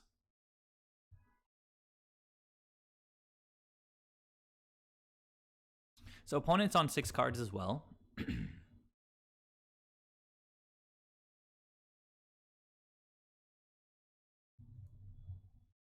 Fuck. I can Skyclave that, though. That's pretty good. Or do I want to Teferi it and then Skyclave it next turn? That actually seems even slightly better. But I get to attack if I... I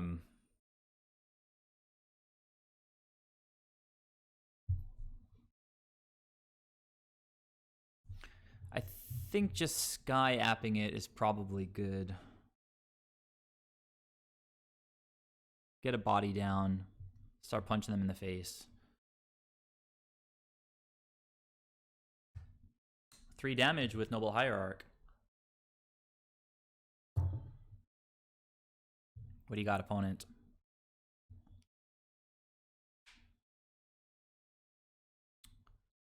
It's a Chalice on 1. Walking Ballista, X equals 1. Huh.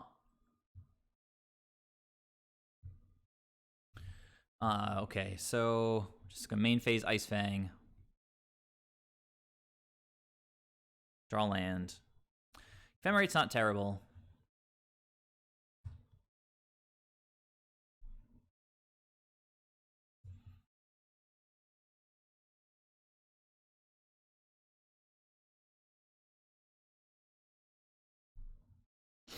Teferi doesn't seem super relevant, so I'm just going to force this now. Ephemerate is going to draw us 2 cards.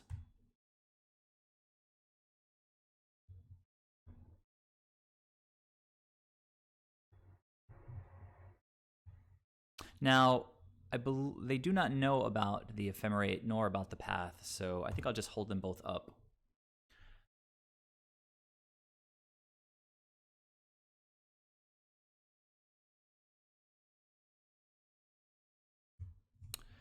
And I'm kind of fine going for the value here. They don't run a lot of spot removal. If they do, if they have it in hand, good for them. Looks like they don't.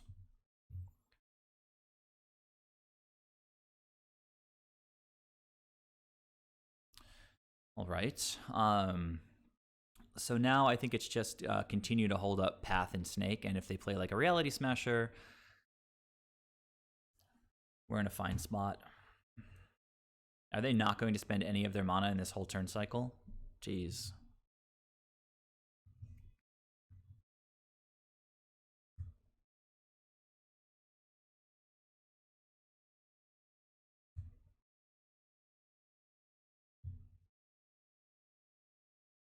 What you doing, opponent?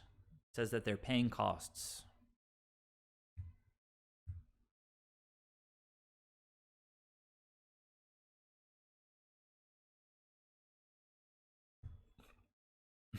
Okay.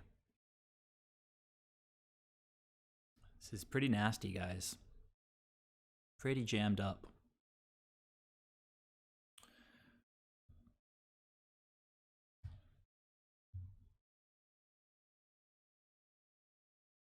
The one card the opponent knows about is the Time Warp. Let's keep that in mind. At least if they play Reality Smashers, which it kind of looks like that's what they're doing, we've got the paths and the cards to pitch to the paths. Are we getting Blast Zone here? Oh no, they're getting they're getting their tower, which would probably allow them to play a Reality Smasher. Yeah, this is fine. It's particularly fine if they don't attack. Okay, they do attack. So like white mana would be nice here, so I have double. Ugh.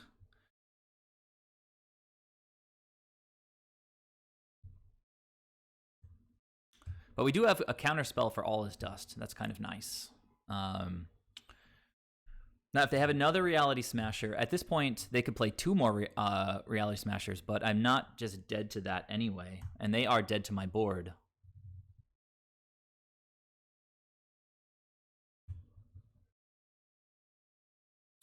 So let's go for All Is Dust. That would be like the best possible option here.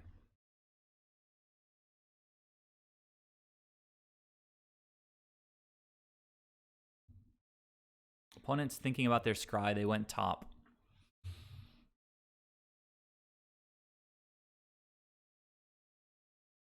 Sure. Saw that as a real possibility. 6 more mana left. Let's see that third Reality Smasher.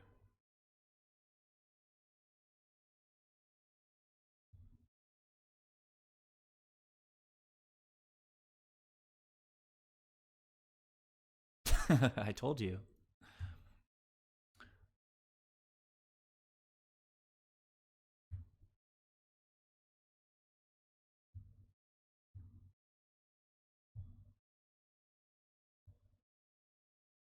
They're dead if they attack like this.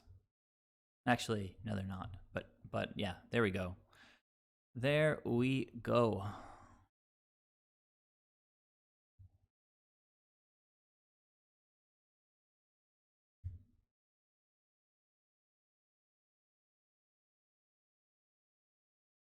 When they have a super slow start like this and they don't play things on 4 mana, it means that they have like 4 Reality Smashers. But we win, which feels good. It's kind of a strange feeling. Opponent's gonna make me go to attacks. Okay, I can do that. You know what? Let me flash in another snake. You know, just waste a little more time since that's what we're doing.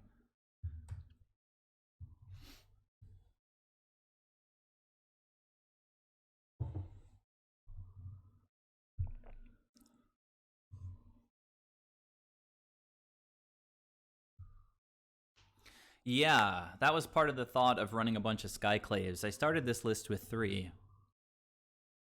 I think I might have taken Worship out last time, but I think Worship's quite good in the matchup.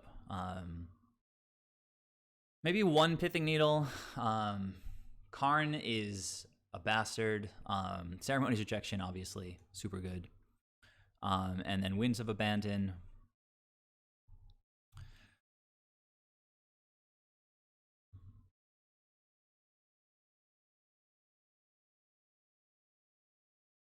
I really, really like the Time Warp plan, and like if they get the graveyard locked down, like good for them, I guess. But I'm gonna take out Siege Rhino. Actually, no, lines up well against Thought Knot Seers. I like that. I'm gonna take out Cord. I'm gonna take out one Force.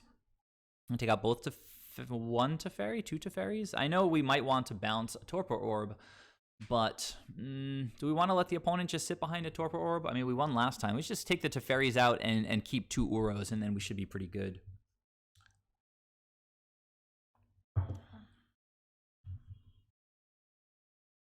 Actually, I don't know. Siege Rhino not that crazy relevant, I think. Also, it's just extra strain on the mana. We're trying to make blue things happen in this matchup.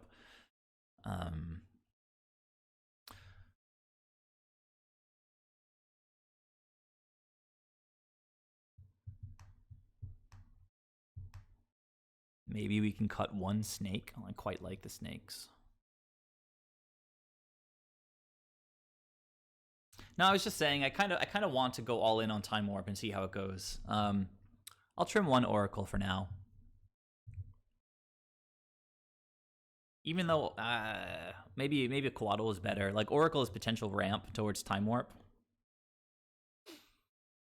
And we are up a game, so if we get like screwed by Time Warp somehow, oh my god. Today with the opening hands. I mean, Ceremony's Rejection is insane against these guys. Ephemerate is the best card in our deck. We've got Venser. We are on the draw. Now,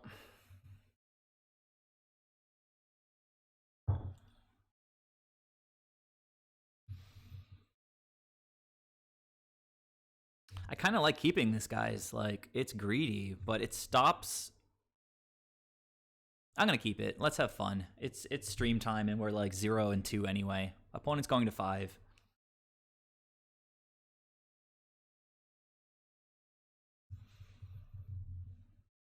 We're going to wait as long as we can to fetch until I get that second land. You know, if I get screwed, like that game against Bluetron was at least sort of fun. I didn't want to run screaming from the match.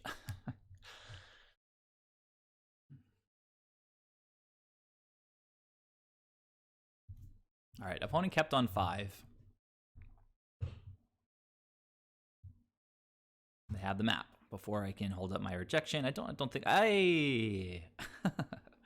that's nice. So I think I have to play the Windswept Teeth here. Go get like a breeding pool potentially.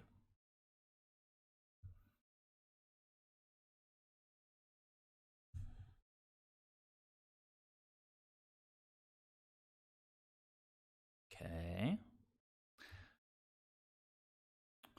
think I might just counter whatever they play. Like if they... Oh, are they just cracking this? Just cracking it. Fair enough.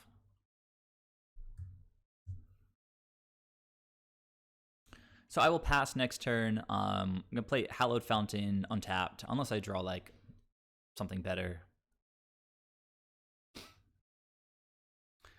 I don't know that we're all agreed. I've just taken some mulligans. I mean, I explained it's not greedy in a terrible matchup like Bluetron to keep a really sketchy 6. That's not greedy. That's just playing the math correctly. It is greedy. It is greedy here for sure. But it still does come down to math. Like if the hand is excellent and all you need is one land and you have 2 chances at it, it's pretty good chances. Yeah, I think I play this now. Just don't tip my hand as much.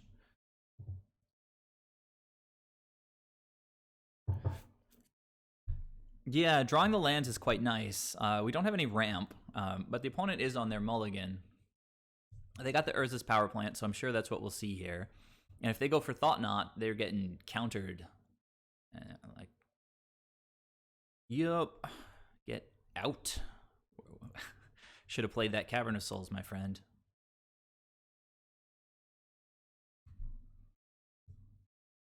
Triple Ephemerate.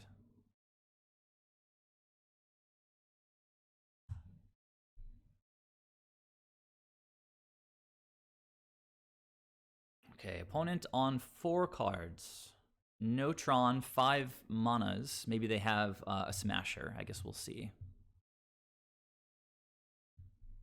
We've got a little life gain. Tread some water against Smasher. Chalice the Void on 2, eh? Well, I have exactly 1 2-drop in my hand.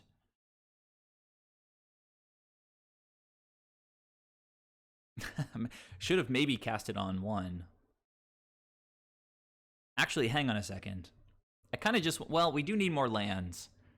Yeah, I think we're going to probably abuse Venser in this game. I need to draw some lands, so let's go. Pithing Needle naming Chalice of the Void.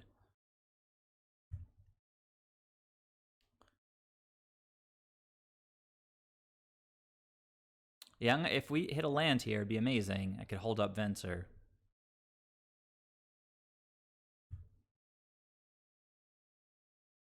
Hey. All right. So play the forest and pass. Venser with double Ephemerate.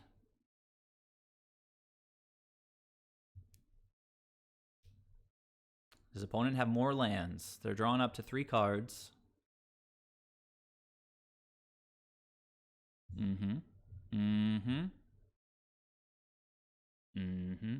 Oh, I only have 1 white, but we can remedy that momentarily.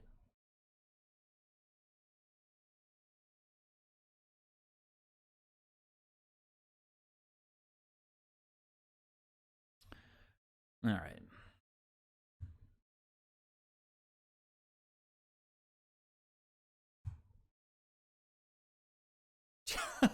This is funny actually now. All right, so definitely get into attack. DB Neal, this is the 3rd Tron matchup in a row. It was Eldrazi Tron, Blue Tron, Eldrazi Tron here. We won game 1 against Triple Reality Smasher, and now we're sort of owning them here. I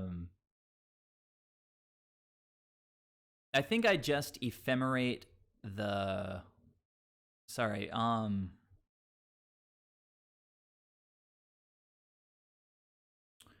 yeah, so I haven't cast any of my ephemerates yet. I'm going to wait and then ephemerate whatever spell they cast. But I can cast a Venser here. I mean, sorry, an Uro here. No reason not to.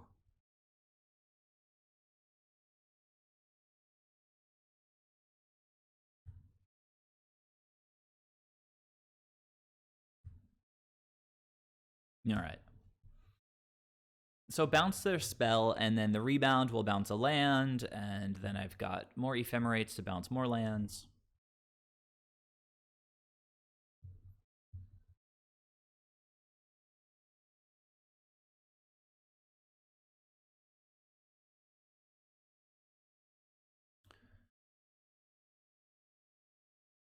That Pithing Needle on Ballista is a play. I'll do that on this turn, I guess.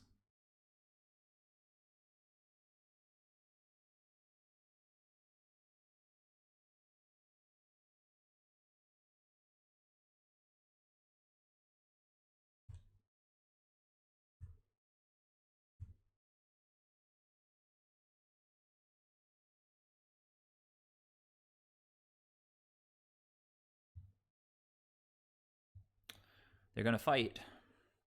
I'm going to fight too.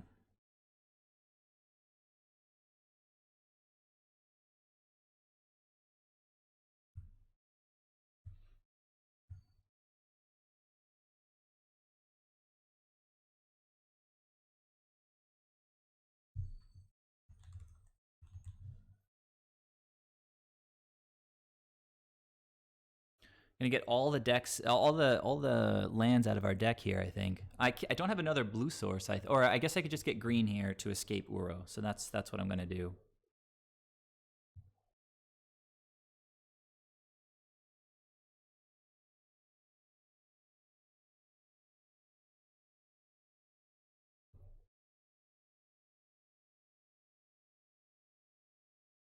2 excellent spells left in the graveyard.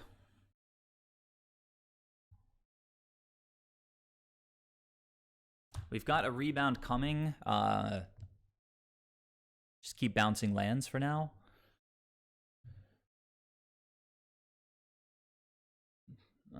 Okay. I think that's the one that I bounced, right?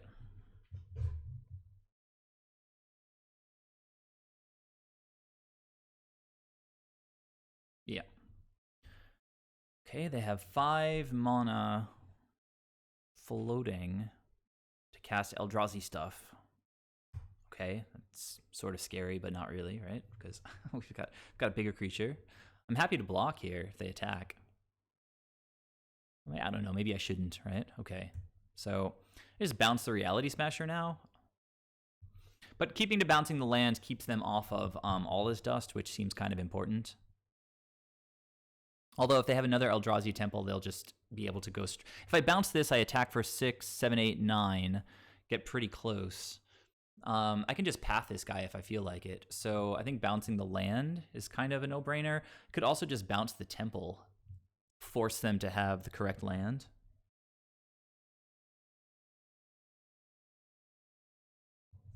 One, two, three, four, five, six.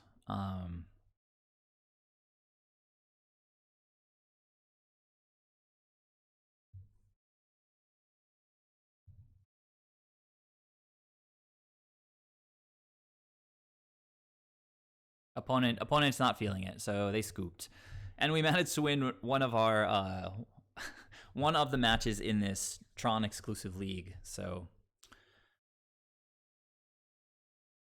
well, Eternal Witness was coming, and then Worship. So the deck finally cooperated for like one match.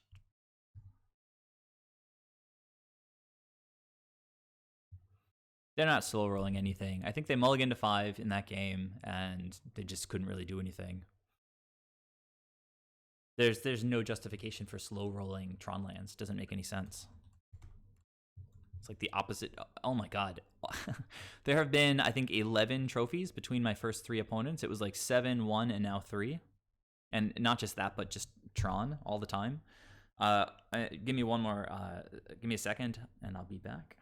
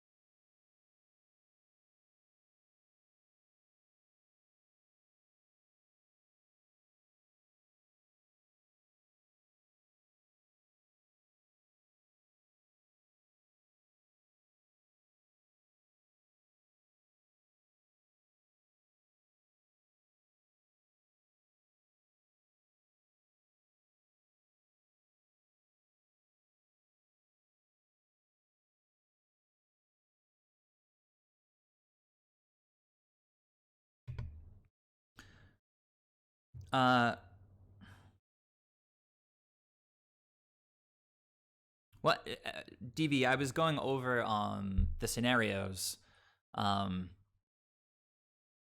They could have played like if I bounced the mine and then they had another Eldrazi Temple and they play the Eldrazi Temple, they'd still have 7 mana for All Is Dust. And you know, there's 3 Eldrazi mines. 3 Eldrazi Temples left in the deck. 3, and then I guess there are 4 of the other Tron piece left in the deck. So if we're just playing odds, I guess it's more likely that they would hit one of the 4 remaining like Tron piece, like the tower or whatever piece they didn't have. So in that sense, it definitely is logical to just bounce the Tron land. But in that situation, even if I bounced the mine, they could have still wiped my board if they had the All Is Dust and they found an Eldrazi Temple. Anyhow, that's what I was talking through. I think that match was much more representative of how the Eldrazi-Tron matchup tends to go. Like, they'll mulligan in at least one of the games, and we'll have a slight advantage because of that. And I think we haven't lost a die roll yet tonight, or this afternoon. So we do like Lurrus matchups quite a lot, but it's not gonna happen like this, I don't think. This is way, way, way better. They're mulliganing to 6. I'm going to, I think, keep my 3 lands. I think I'm going to bottom the Force. Like, I'm not, this is a kind of a fight for, you know what? I could just bottom the Hierarch. We're not sure exactly what it is. Odds are that it's black-red,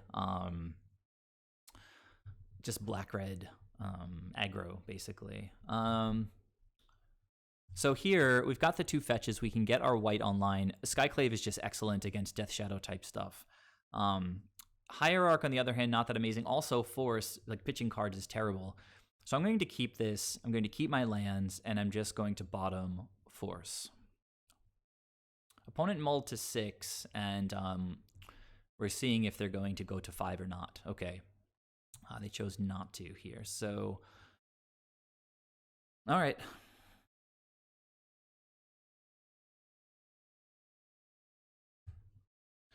At the very least, Eldrazi-Tron is pretty even for us. So it is black-red. Okay, all right. That can happen.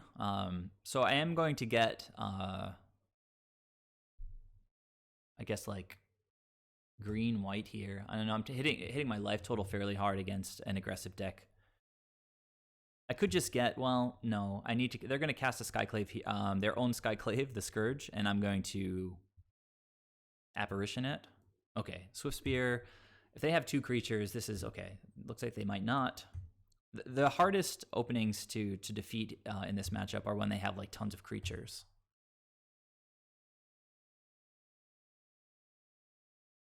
Unfortunately, I do need to shock myself here. And probably shock myself again next turn.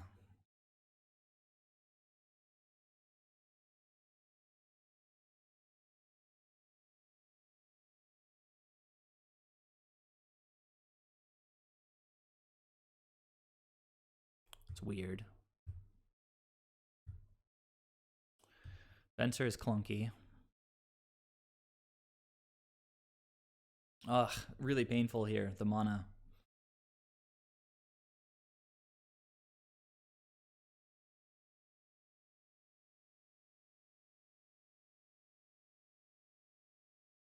It's like I'm playing Death Shadow.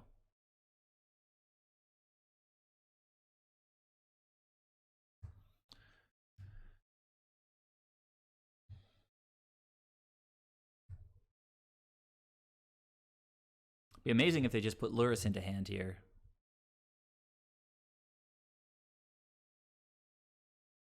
Oh my god. So now all I have to do is just bounce Lurrus on their turn. Like when they try to cast it, and they're going to go for the Seal of... They want to go for the Seal of Fire, but it's not going to happen.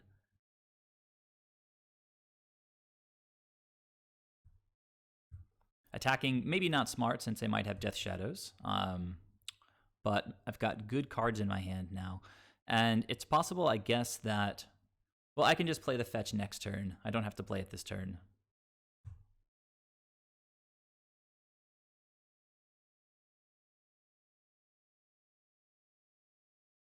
I'm sorry, what are you saying? They did what?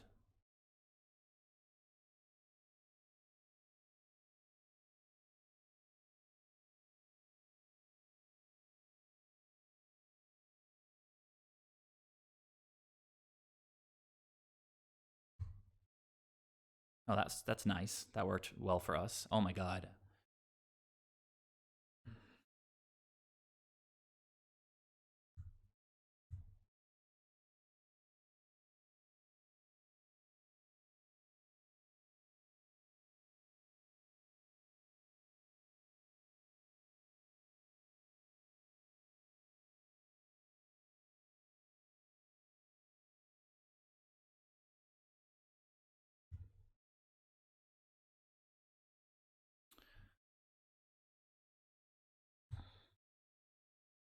Just planning on ephemerating Venser again, at least trying to.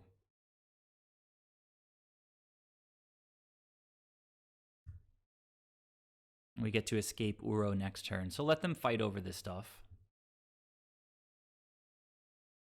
Green mana.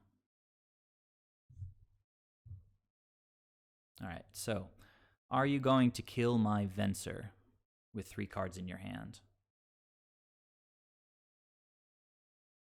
If they have a Cling, that's actually pretty good for them. But it looks like this Venser is going to actually work here. And then we get a rebound.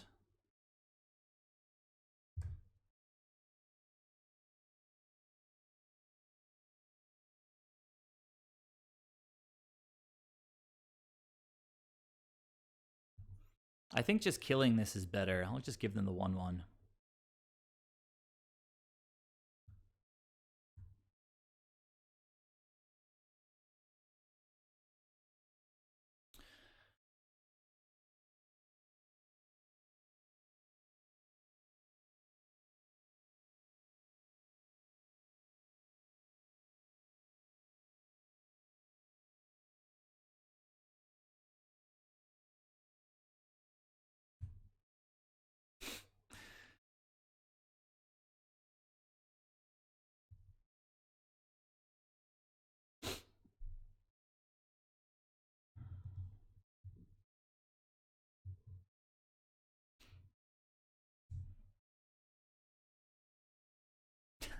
Okay. Let's try it again, guys. Opponent rage quits. Okay. Let's not get too cocky. It's a very good deck.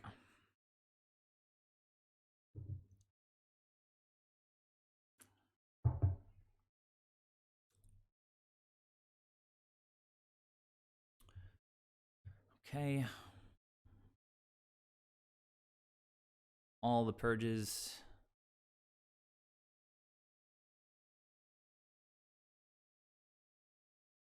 All the veils.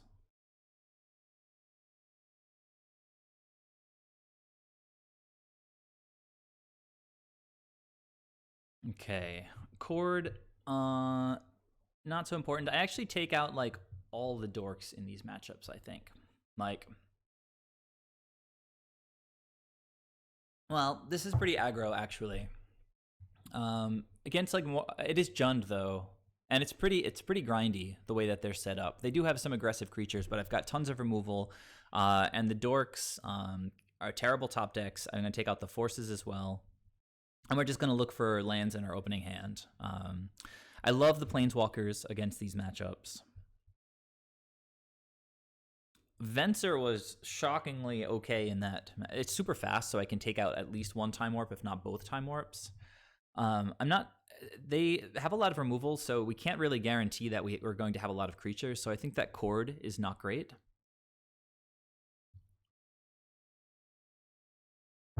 And yeah, I mean a 5-drop is pretty clunky, but it's its own win condition basically. So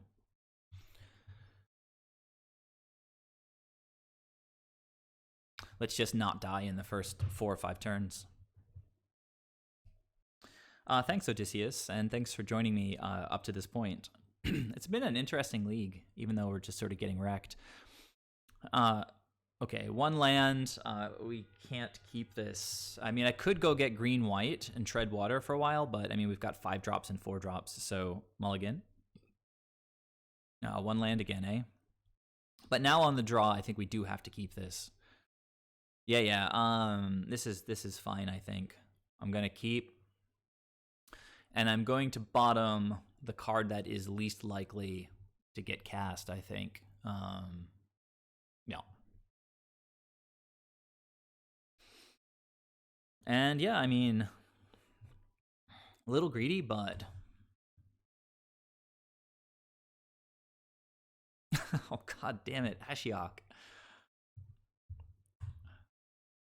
Told you to go away, man.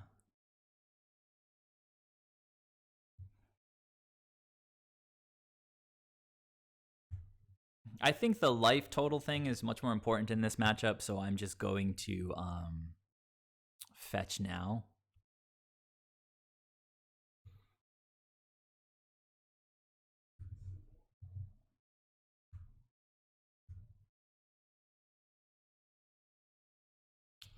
So I'm going to get green-white, because I think it's, if I draw like basic planes, well, green-white. If I draw green, green-blue, draw green.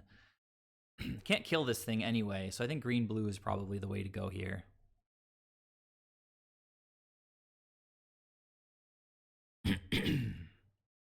Hey, that is what I'm talking about. Ashiok requires double blue, so I think I'll get Hallowed Fountain. And if you've played a land drop, it's always correct to play Coiling Oracle, so that you can hit another land drop. Well, Path to Exile is, I'll take it.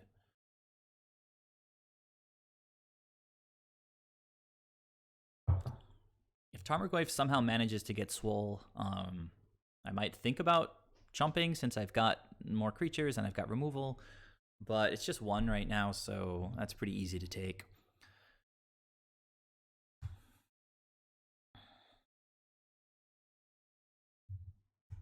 Now, if we draw a land in this spot, it could be pretty nutty, I think. I have two types of removal. We've got Ephemerate. Scourge, so like, yes, white source. Now I can kill this thing, I can kill this thing. Can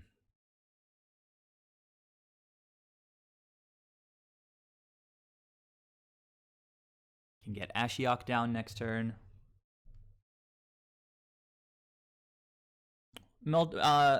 Drifter, you're probably correct. I just put in the time warps like yesterday, and I'm trying to cast them.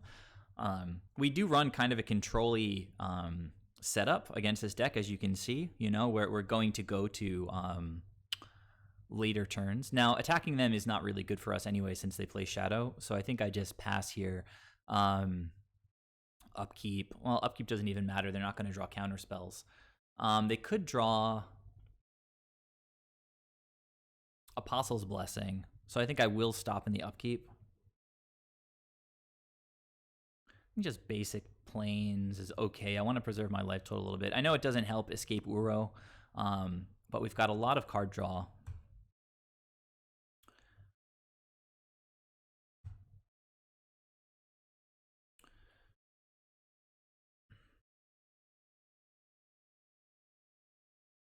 Let's start by trying to purge the Scourge. I like that. Purge the Scourge. Purge the word. It's going to grow the Tarmogoyf a little bit. All right, so no Apostle's Blessing there.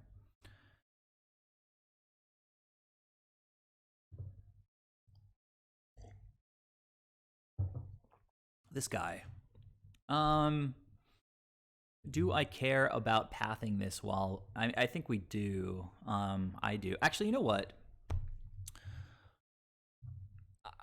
I don't think I do. I think I'm going to let it resolve. Play Ashiok next turn. Path the Tarmogoyf. Now this guy will get exiled by Ashiok. Unless they, like, Thoughtseize me right now. But this is going to resolve, and I'll just pitch, I guess, one of the snakes.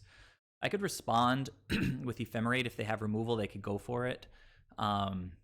But I do kind of want to path the Tarmogoyf.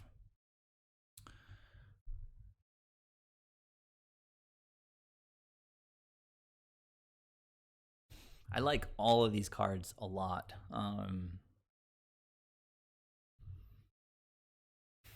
Maybe the Coatl, too far from from Death Touch.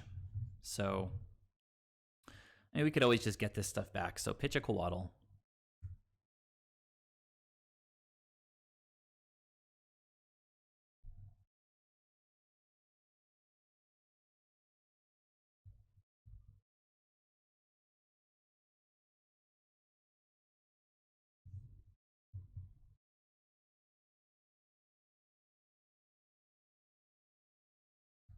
Actually, Ashiok kind of, well, no, it leaves my graveyard. So I'm going to kill this Tarmogoyf, or at least try to.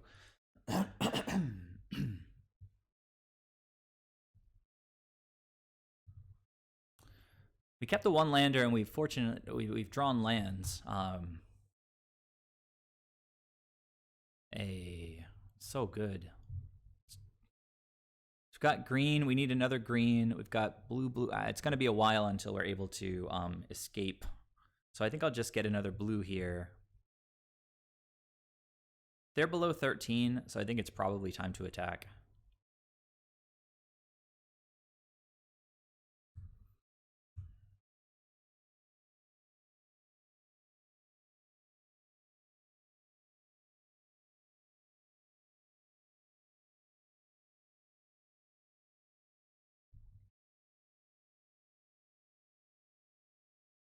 Are they going to crack this in time? They do. Most people remember to do it. It's really only like me who forgets to do it.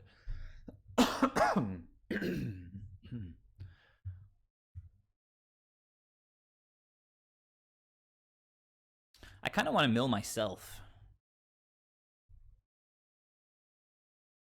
Hit that Uro.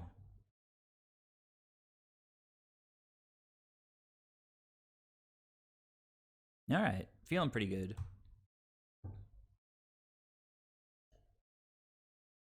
Opponent still has Luris in the exile zone. Excuse me. Yuck. Okay, they put Luris into hand. Play a land and play Luris, I guess, freeing me up to Ephemerate. Looks like maybe not. Fair enough. Good draw.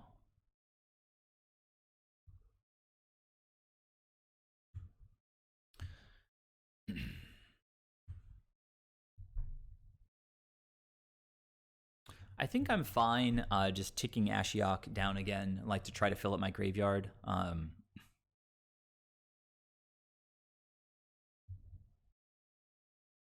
They can always bolt the Ashiok if he goes down. But stopping them from searching at this point doesn't seem that relevant.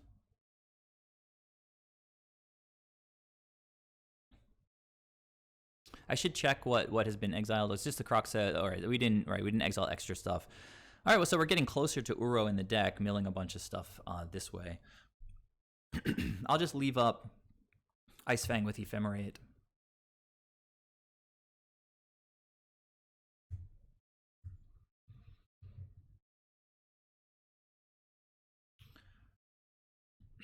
Also haven't hit any like Eternal Witnesses, so got 3 of those left in the deck. Renin 6. All right, that's the thing, but we've got the Ephemerate. Okay, I'm just going for the card draw. That's also sort of reasonable. We've got 2 Purges in the graveyard. No double green at this point. Opponent is pulling slightly ahead on cards.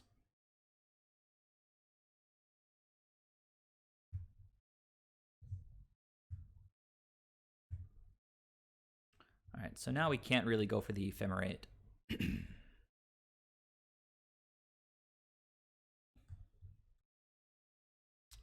That's a good card. If they ever play the Luris, we've got that covered. This will give us more green.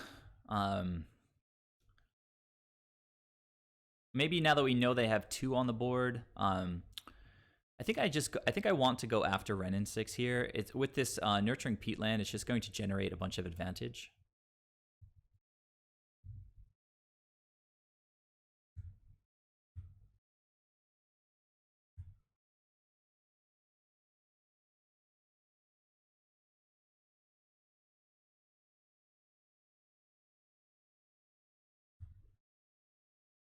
Purge.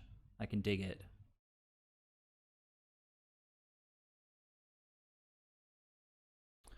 So yeah, I'm just gonna cut this avenue of card advantage off. Let me go get another like a basic forest, and I can purge the Renin 6 right now.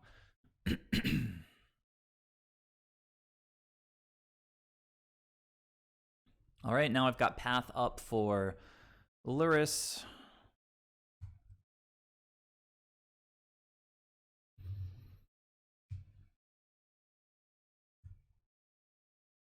I don't want to mill myself with Seal of Fire on the battlefield. I don't want, yeah, because Ashiok will go down to 2. Kind of like having Ashiok on the board. Yikes. Okay. It is what it is. Maybe they're just trying to get a redraw. They're really slow rolling the Lurist in hand.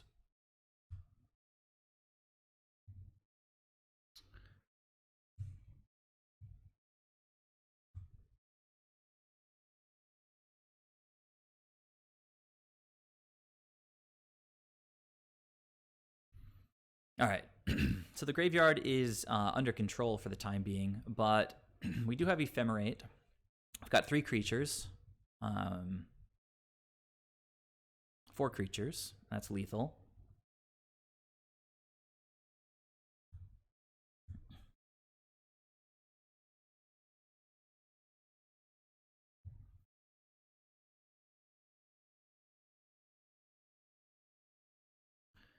Ephemerate, best card in the deck.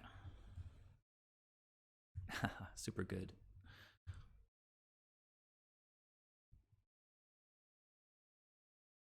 Oh, wait. Hang on. They can use this even without black mana. So, but getting down Eternal Witness, it kind of forces them to use this right now. And then I can just exile their graveyard again. That seems fine. That seems fine. It's also lethal. Oh, they're just... They were F6'd. That's ridiculous. Good job, opponent. Now I will mill me. Okay. Actually, that was kind of silly. Because now they can just pop this. Whatever. My bad. Okay. Opponent looking for a way out. They kind of punted by letting me get Path to Exile back. Okay. Needs to hit a creature. Ashiok's not killing you right now.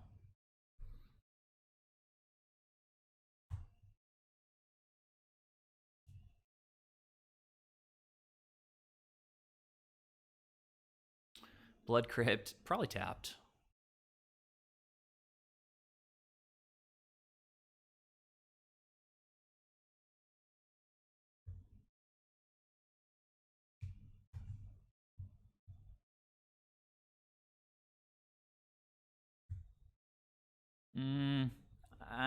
I guess I just hit a snake. Drawing cards is pretty good.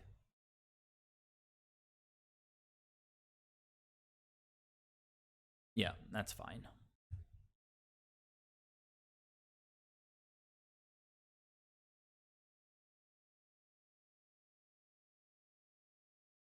Okay, all of this is okay. Yep. Also still okay.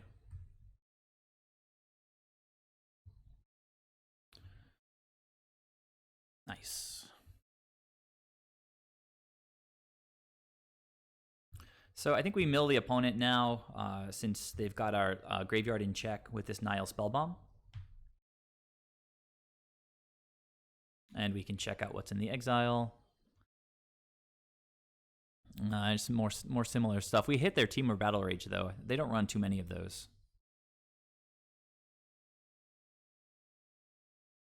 Yep. That's why I was saying, like, it's all okay, because they're spending all their cards. And all of our cards just replace themselves, so we're doing okay.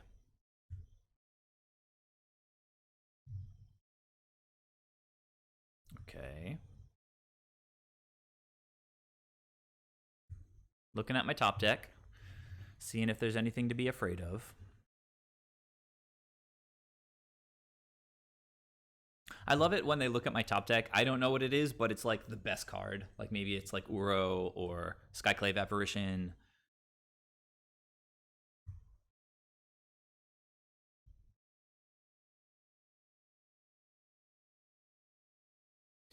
Nah.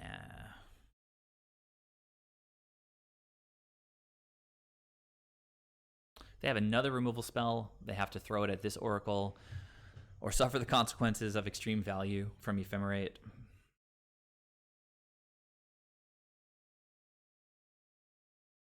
All right. So what card did they see? Worship. That's hilarious. That's a perfect example of like Mishra's Bauble like showing them something and they're like, what can I do about this? The answer is try to kill my snakes.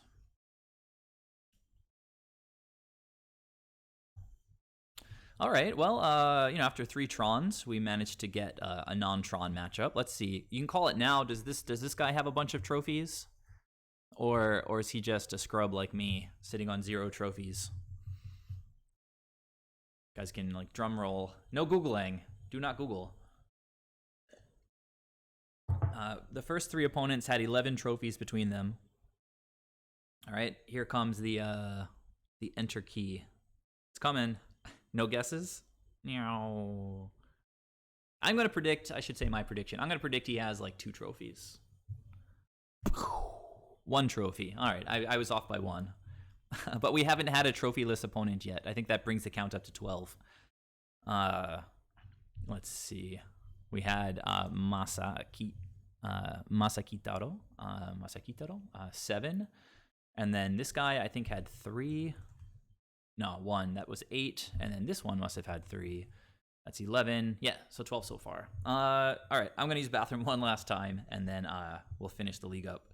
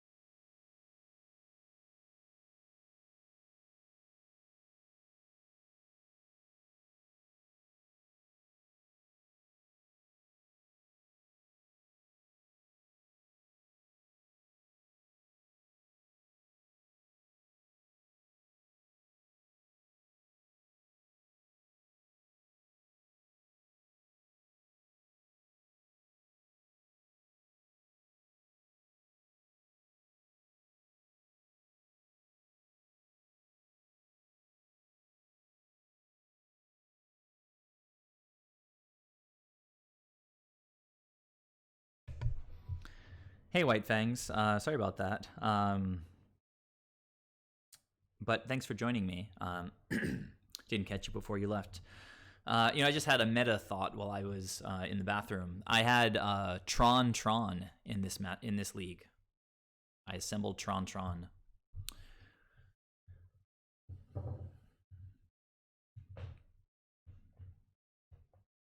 And we won our 5th die roll. We literally won all the die rolls. This has 2 ephemerates, which is pretty busted. Uro is pretty busted. Teferi is pretty busted. We've got a force to stop any kind of crazy combos. We're on the play. I mean, we can't cast any of the spells in our hand right now. But I like all of the cards. Like if I draw lands, this hand is pretty good. If I draw 2-drops, it's pretty good. It's not optimal, but sometimes you have to keep things that are not optimal, right? I think I'm going to keep it, guys, and you can watch me get punished. Opponent kept 7, continuing with the trend of extremely few mulligans taking place. By my opponents. All right, well, I mean, looks like this might be kind of grindy, giving me a little bit of time. Oh, no. It's Hedron Crab. And I don't have Gaia's Blessing, so we're getting completely trolled for this last round here, guys. Nearly impossible matchup without Gaia's Blessing in the sideboard. I figured they're sinking super low in the metagame. Like, why would I keep my Gaia's Blessing in the sideboard? But maybe I should put it back in. Maybe I'm being a little bit too greedy with like 3 ceremonious rejections, but then I did face Tron 3 times today, so my last 2 streams have had like the most ridiculous matchups. Like the last one was Heliod combo, Oops All Spells, and this has been 3 Tron and Mill. And triple crab opening. Why not? That's pretty cool. All right, guys. I am. They get to see my deck as well because they're milling it. That's embarrassing. I'm just gonna scoop this one. It was maybe a bad keep, but honestly, I like my chances here. I think are like 15% or less. I mean, not in this game, in this matchup, period. If I have the single Gaia's Blessing in the sideboard, then it's like 90%. But if I cut it, then it's like 15%. So very, very little stuff that I can bring in.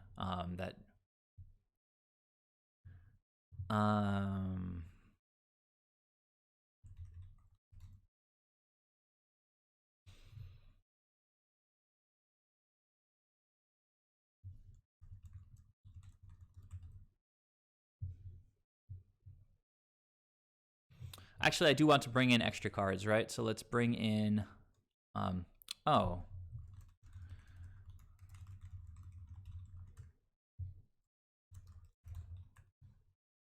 This guy is like super psyched on Soulherder. That was quite alliterative. Gonna get him the link.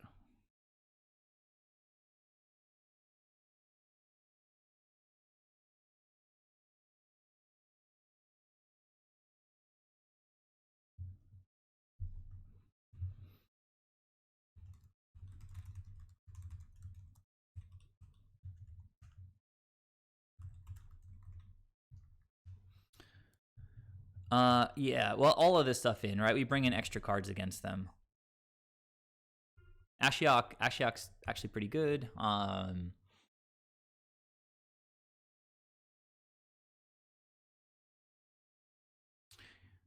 In the past, I felt like Ashiok was maybe not that good, but then I get surprised during the games. So maybe this is enough. I don't. The rest of this stuff is kind of whatever.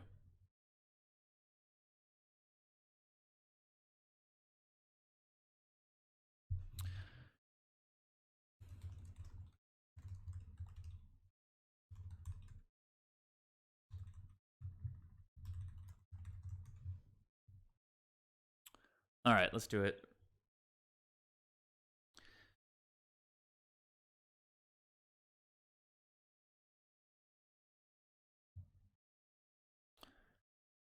So I kind of hate losing to Mill, and so I think that 15th sideboard slot should definitely be Gaia's Blessing.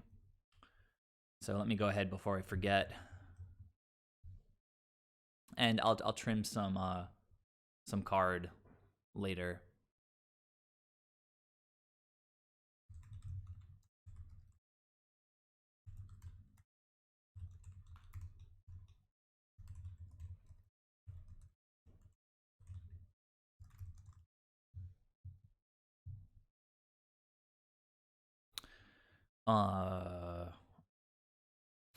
Overgrown Tomb is weird. This would get Hallowed Fountain. And then what are we courting for? I don't know, some stuff to blow stuff up. Skyclave. I'll keep it. Whatever. It's cards that spells that I can cast.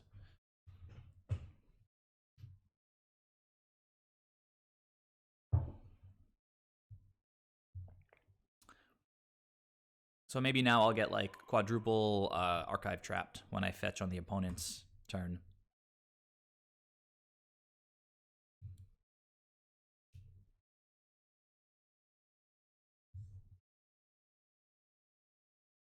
Well, they seem to be F6, which is kind of nice. Maybe we'll get them. No Archive Trap. Yeah. Oh, Force is nice too. Okay.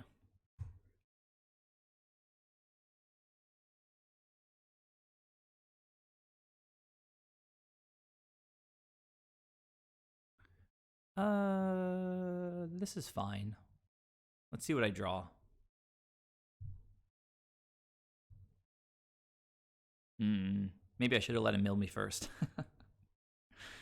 I drew my only basic planes. Whatever. But I needed white for Skyclave Apparition at some point. Now I can chord, but just not really this turn. So chording for well, we'll see what they do. I can play this to get another blue land and just hardcast Force.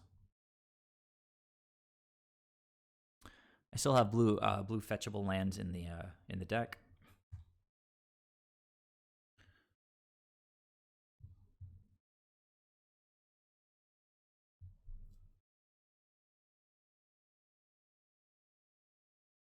I mean, like Siege Rhino would be pretty awesome in the matchup.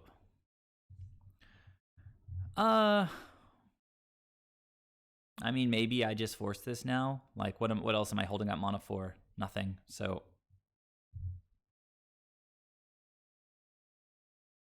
another Hallowed Fountain.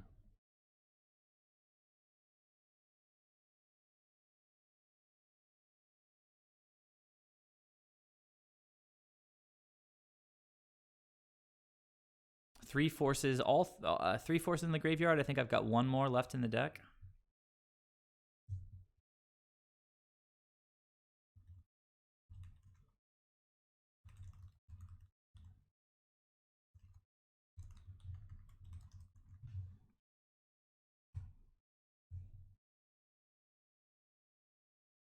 All right, well, they're setting me back on my ability to chord here now.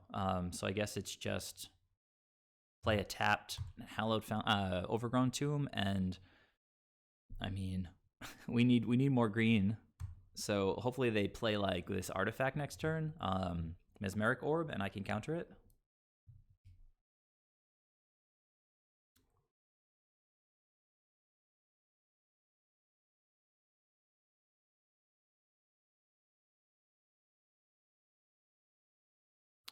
All right, I'm being enchanted, but I can blow this up, so it's not the end of the world.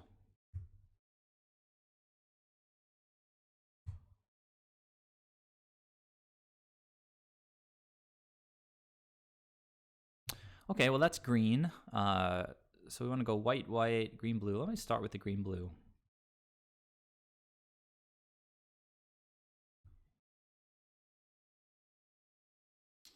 Veil is a good card, but I think it's going to have to wait a moment. I don't want to let them untap and then get like completely wrecked by Frank Sanity. Although, does it target me? No, it doesn't. Not once it's on the battlefield.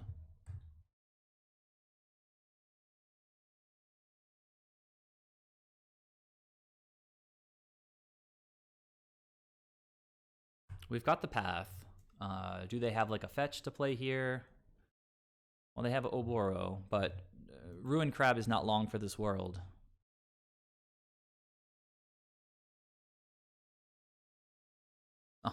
Okay, all right. They got rid of my black mana, so Siege Rhino is going to need an Eternal Witness to combo with it. Green mana for sure, since we're looking for chord.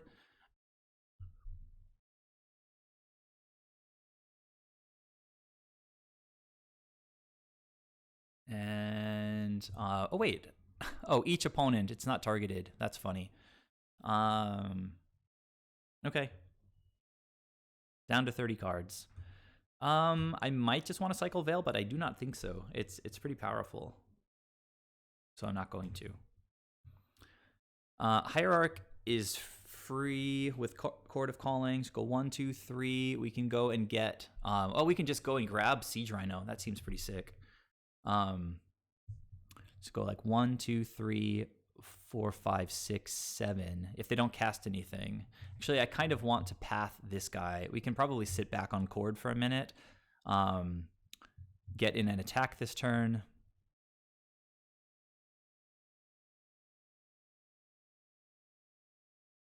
Hold up Ceremonious and Veil. This game is actually looking pretty good.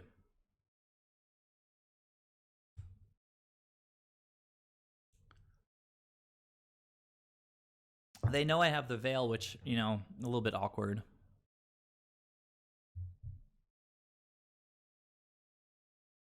Can't really counter that, unfortunately.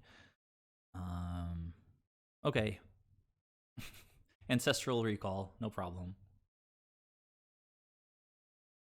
Mm-hmm.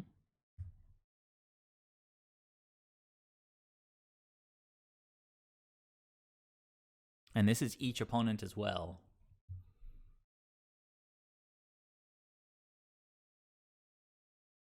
Wow, taking 2 damage. Interesting. There's an Uro. Are they going to...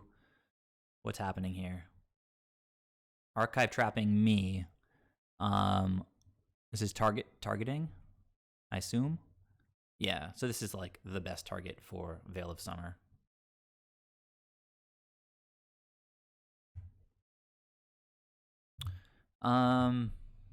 Okay, but we can still get milled out.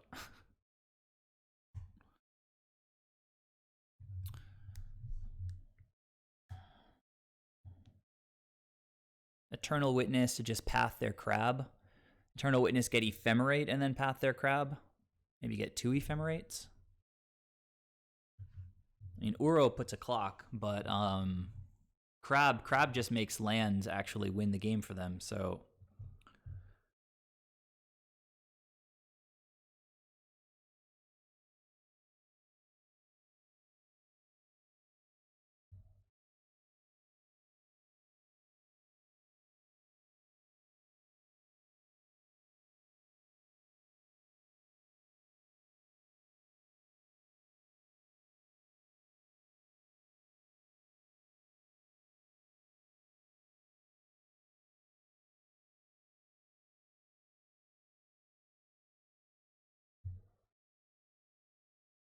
I also don't want my path to get, like, Drown in the Locked, so I'm just going to path now.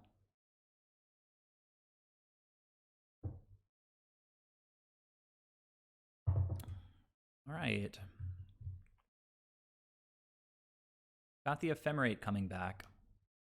She can get us a Force. Seems okay. Is this a hard cast Archive Trap again? Jesus.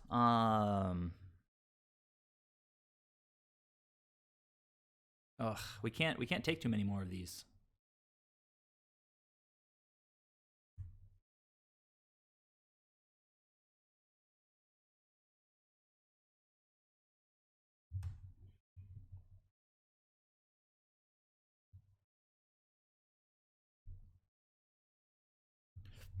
I guess just a Force here is probably good. I don't even know if I need... If I get in for 3 this turn, next turn I need to swing for 8. That's going to be hard. Although, hold on. Maybe I can just chord for Siege Rhino and untap and win. So Siege Rhino puts him to 8, and then they take at least 8 with Siege Rhino. So...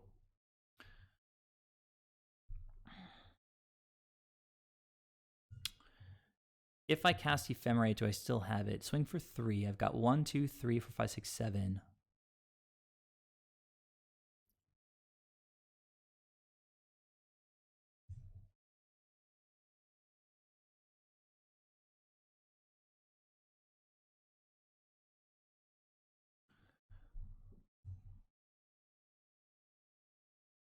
Look at these 4 Ephemerates. They were all in a row.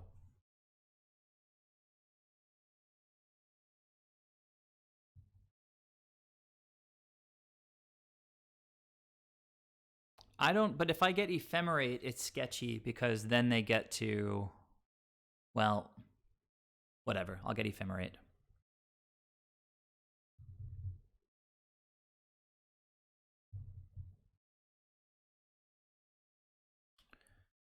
Okay, I think Ashiok has to wait. If I attack for 3 here, or maybe it's not even necessary. If I attack for 3, get 1, 2, 3, 4, 5, 6, 7.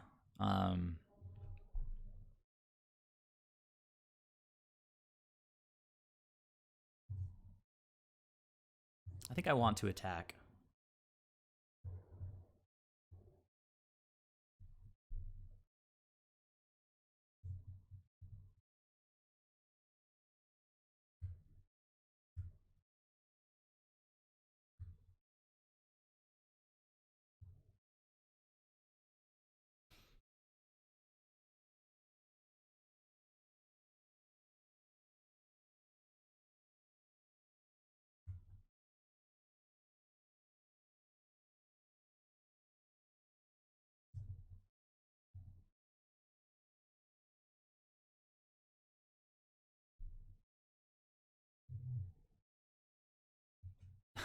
Time warp? That's funny. I guess I do, huh?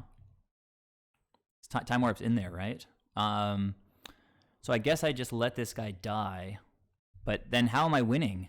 How do I win? Because I'm just going to draw cards, right? So I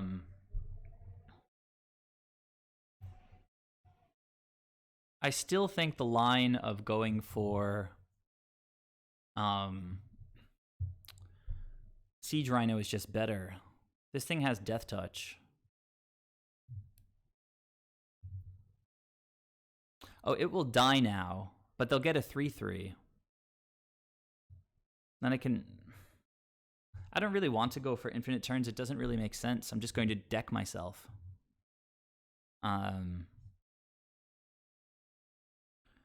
So fine, I let this resolve, I guess. I mean, I let it happen.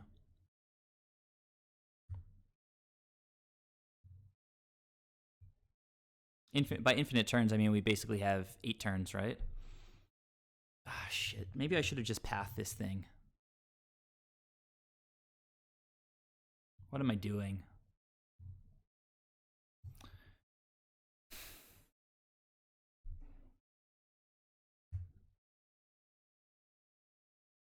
I kind of want to get the Death Touch off the board. Now we can chord for Siege Rhino, and maybe I just do it now since I don't want them to draw an Archive. Well, if they draw Archive Trap, they can cast it anyway. I'll just pass.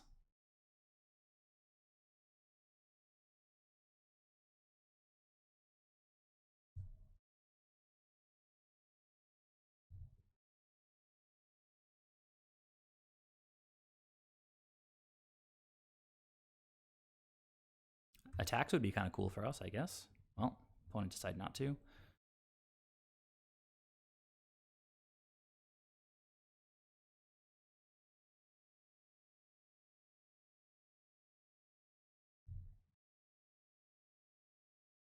You know what? I didn't even look to see if Siege Rhino was in the graveyard. I'm so stupid. I think this should be game over here. Well, that definitely makes it game over.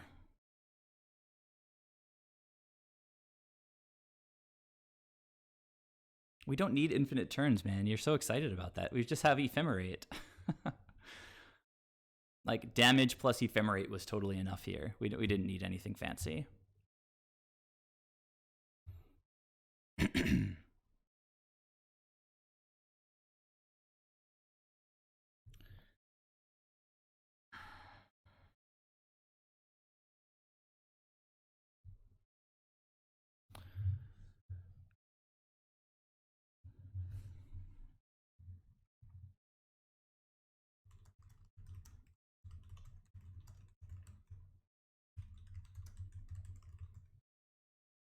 I'm telling the opponent, sorry that I'm playing slowly.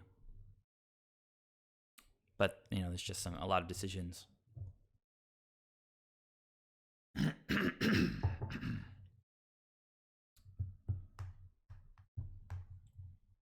Ceremonious Rejection came in pretty handy.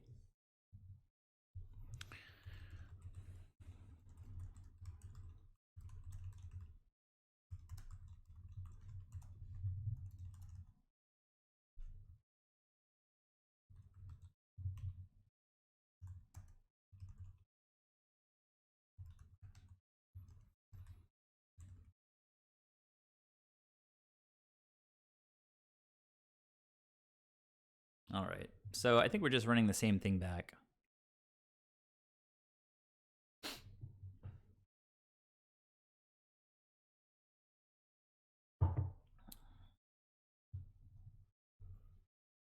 I mean, I've had some pretty cool games. Like, that was a pretty cool game. The game that we beat Eldrazi when they played Torpor Orb was pretty awesome. This is I don't even know that I have amazing hands against Mill. So this is a Soulherder hand. I'm going to keep it.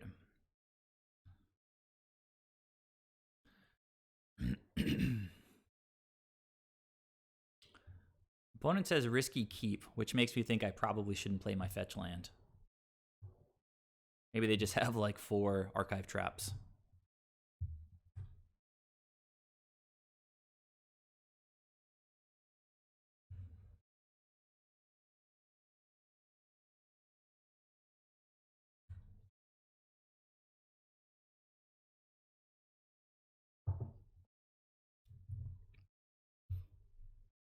Oh, so no black mana maybe is the risky part of it, I guess.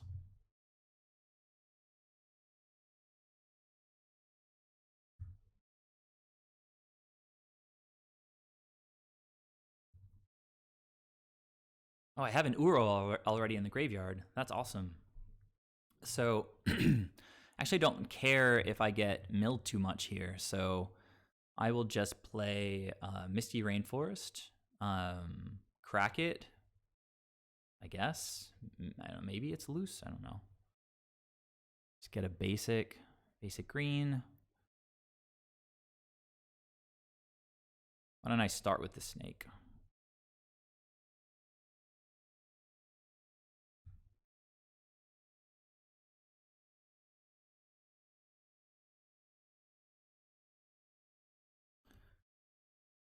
Yeah, but we've got Uro coming next turn, which is some beatdowns, and they didn't archive trap me. Let's see if we can keep them off of black mana somehow. Maybe, possibly.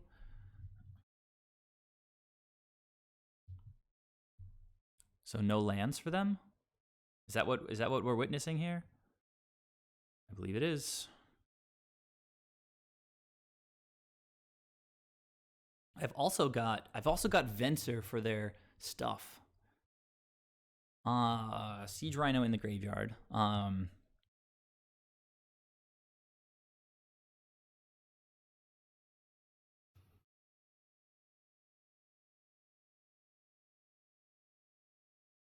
Like I could just hold up Venser now and counter whatever they do. And then next turn I can chord for like Soulherder. I could also just play a ton of lands this turn. That seems actually better.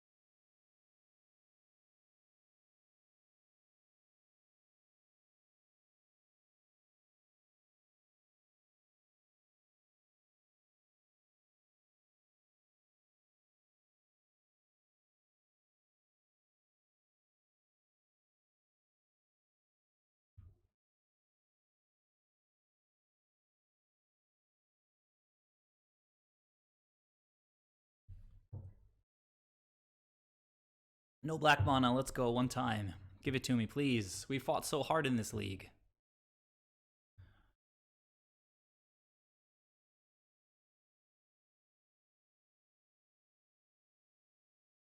Visions.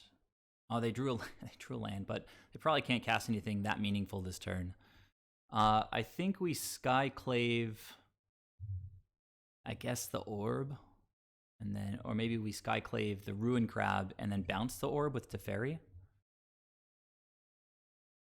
They have push, though, maybe for Uro, which would be annoying. Oh, Path. Path is something. Just opens us up a little bit. So let me just Path right now.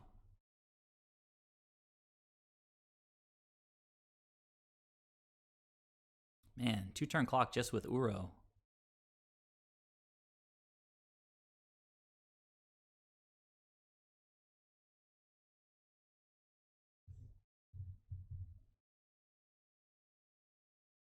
I think I might as well attack with everybody in case they... actually, this gets me milled a little more with Mesmeric Orb, but I'm going to pop the Mesmeric Orb.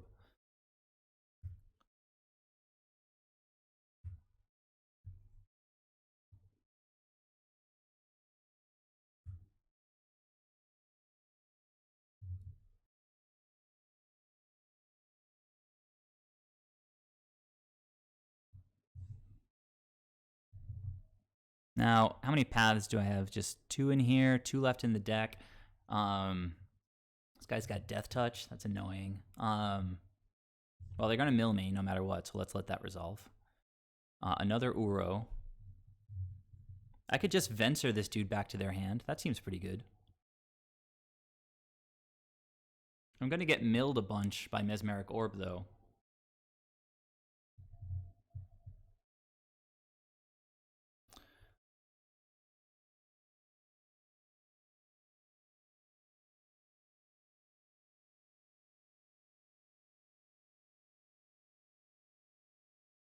Unfortunately, now I can't kill the Mesmeric Orb.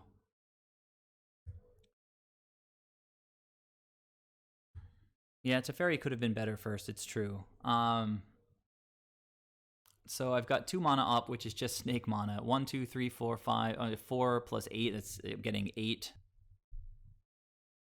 Getting milled for 8 here. It's pretty nasty. They do have that Death Touch guy, so I can play Teferi and then Skyclave next turn.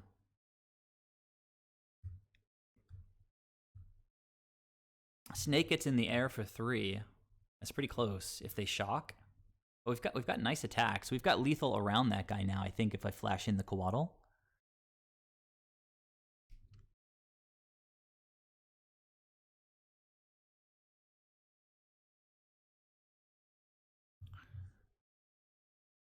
Opponent is doing math, they say. I don't know if I can afford to crack this, because if I do and they have an Archive Trap, I pretty much lose. But if they have that Death Touch guy, let's see, I can go 1, 2, 3. 1, 2, 3, 4. I got 6 mana right now, which is just enough to do Teferi Skyclave next turn.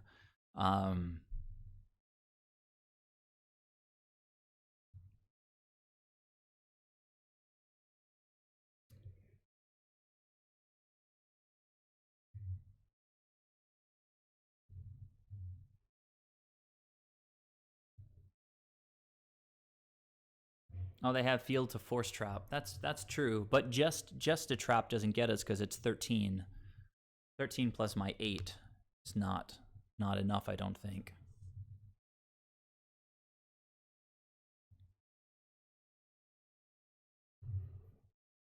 Ugh, okay. Well, they have another black source. Wow, that's right off the top.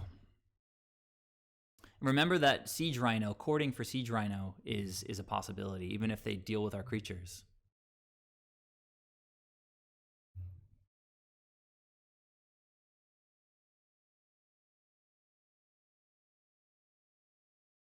So, but doing that would require a lot of taps. So 1, 2, I got 6, and I have one of these things. Are we getting double Archive Trapped here? What's happening?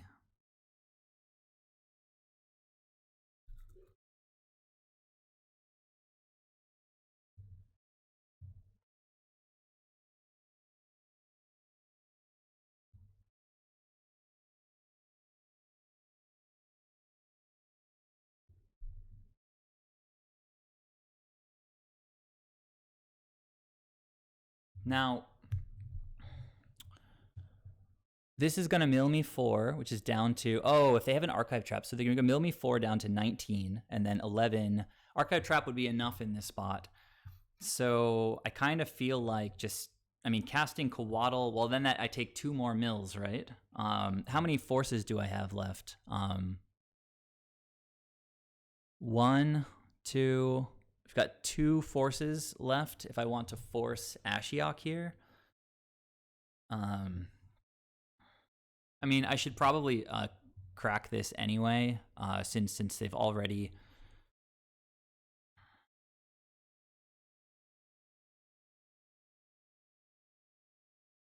So if I don't force this and it resolves, I go down to 19 cards. They get rid of my graveyard, and 19 cards.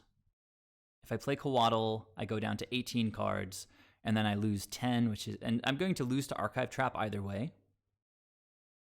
Yeah, okay, Rhino is in my graveyard, it's true. But the Snake, I have lethal with Uro and these 2 guys, and they've just tapped out, which means that they have this plan all sorted. The only way for them to win is with Archive Trap in hand. So I think that I can also draw I can also draw Ephemerate and then Ephemerate Venser. But if I cast Coatl, oh, I can also bounce Mesmeric Orb. Huh. I think I have to cast the Coatl.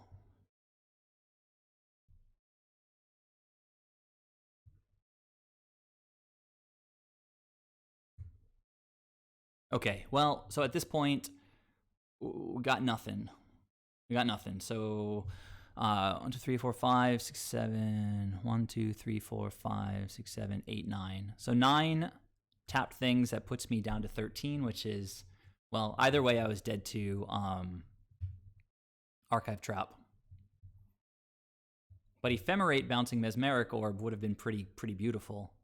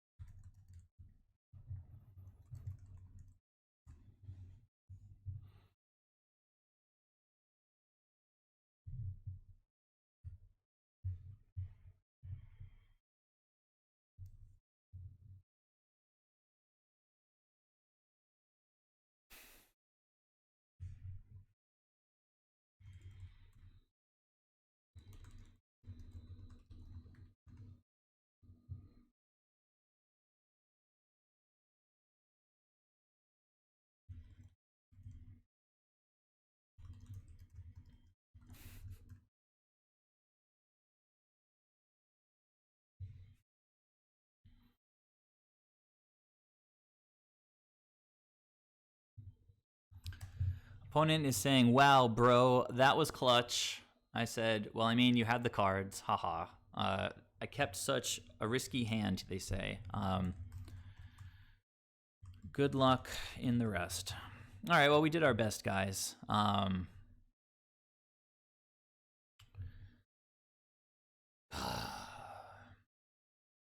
Maybe I should see what the top card is. Like, if we were 1 card away from Ephemerate or 1 card away from Force.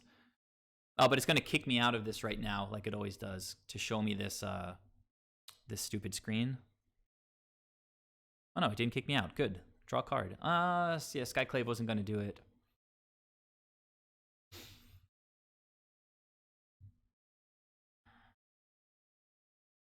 Actually, Veil would have done it as well, right? Guys. I can't take these leagues. It's just like such hard work. I just need to have like red-black prowess like 5 times in a row. All right. I mean, well, we did pretty well without the Guy's Blessing. I think I'll probably just trim. I don't even know. Pithing Needle hasn't been amazing. Just easy to go down to 1 for a second, and maybe I just cut all the Pithing Needles and just go nuts with like all the Ceremonious Rejections.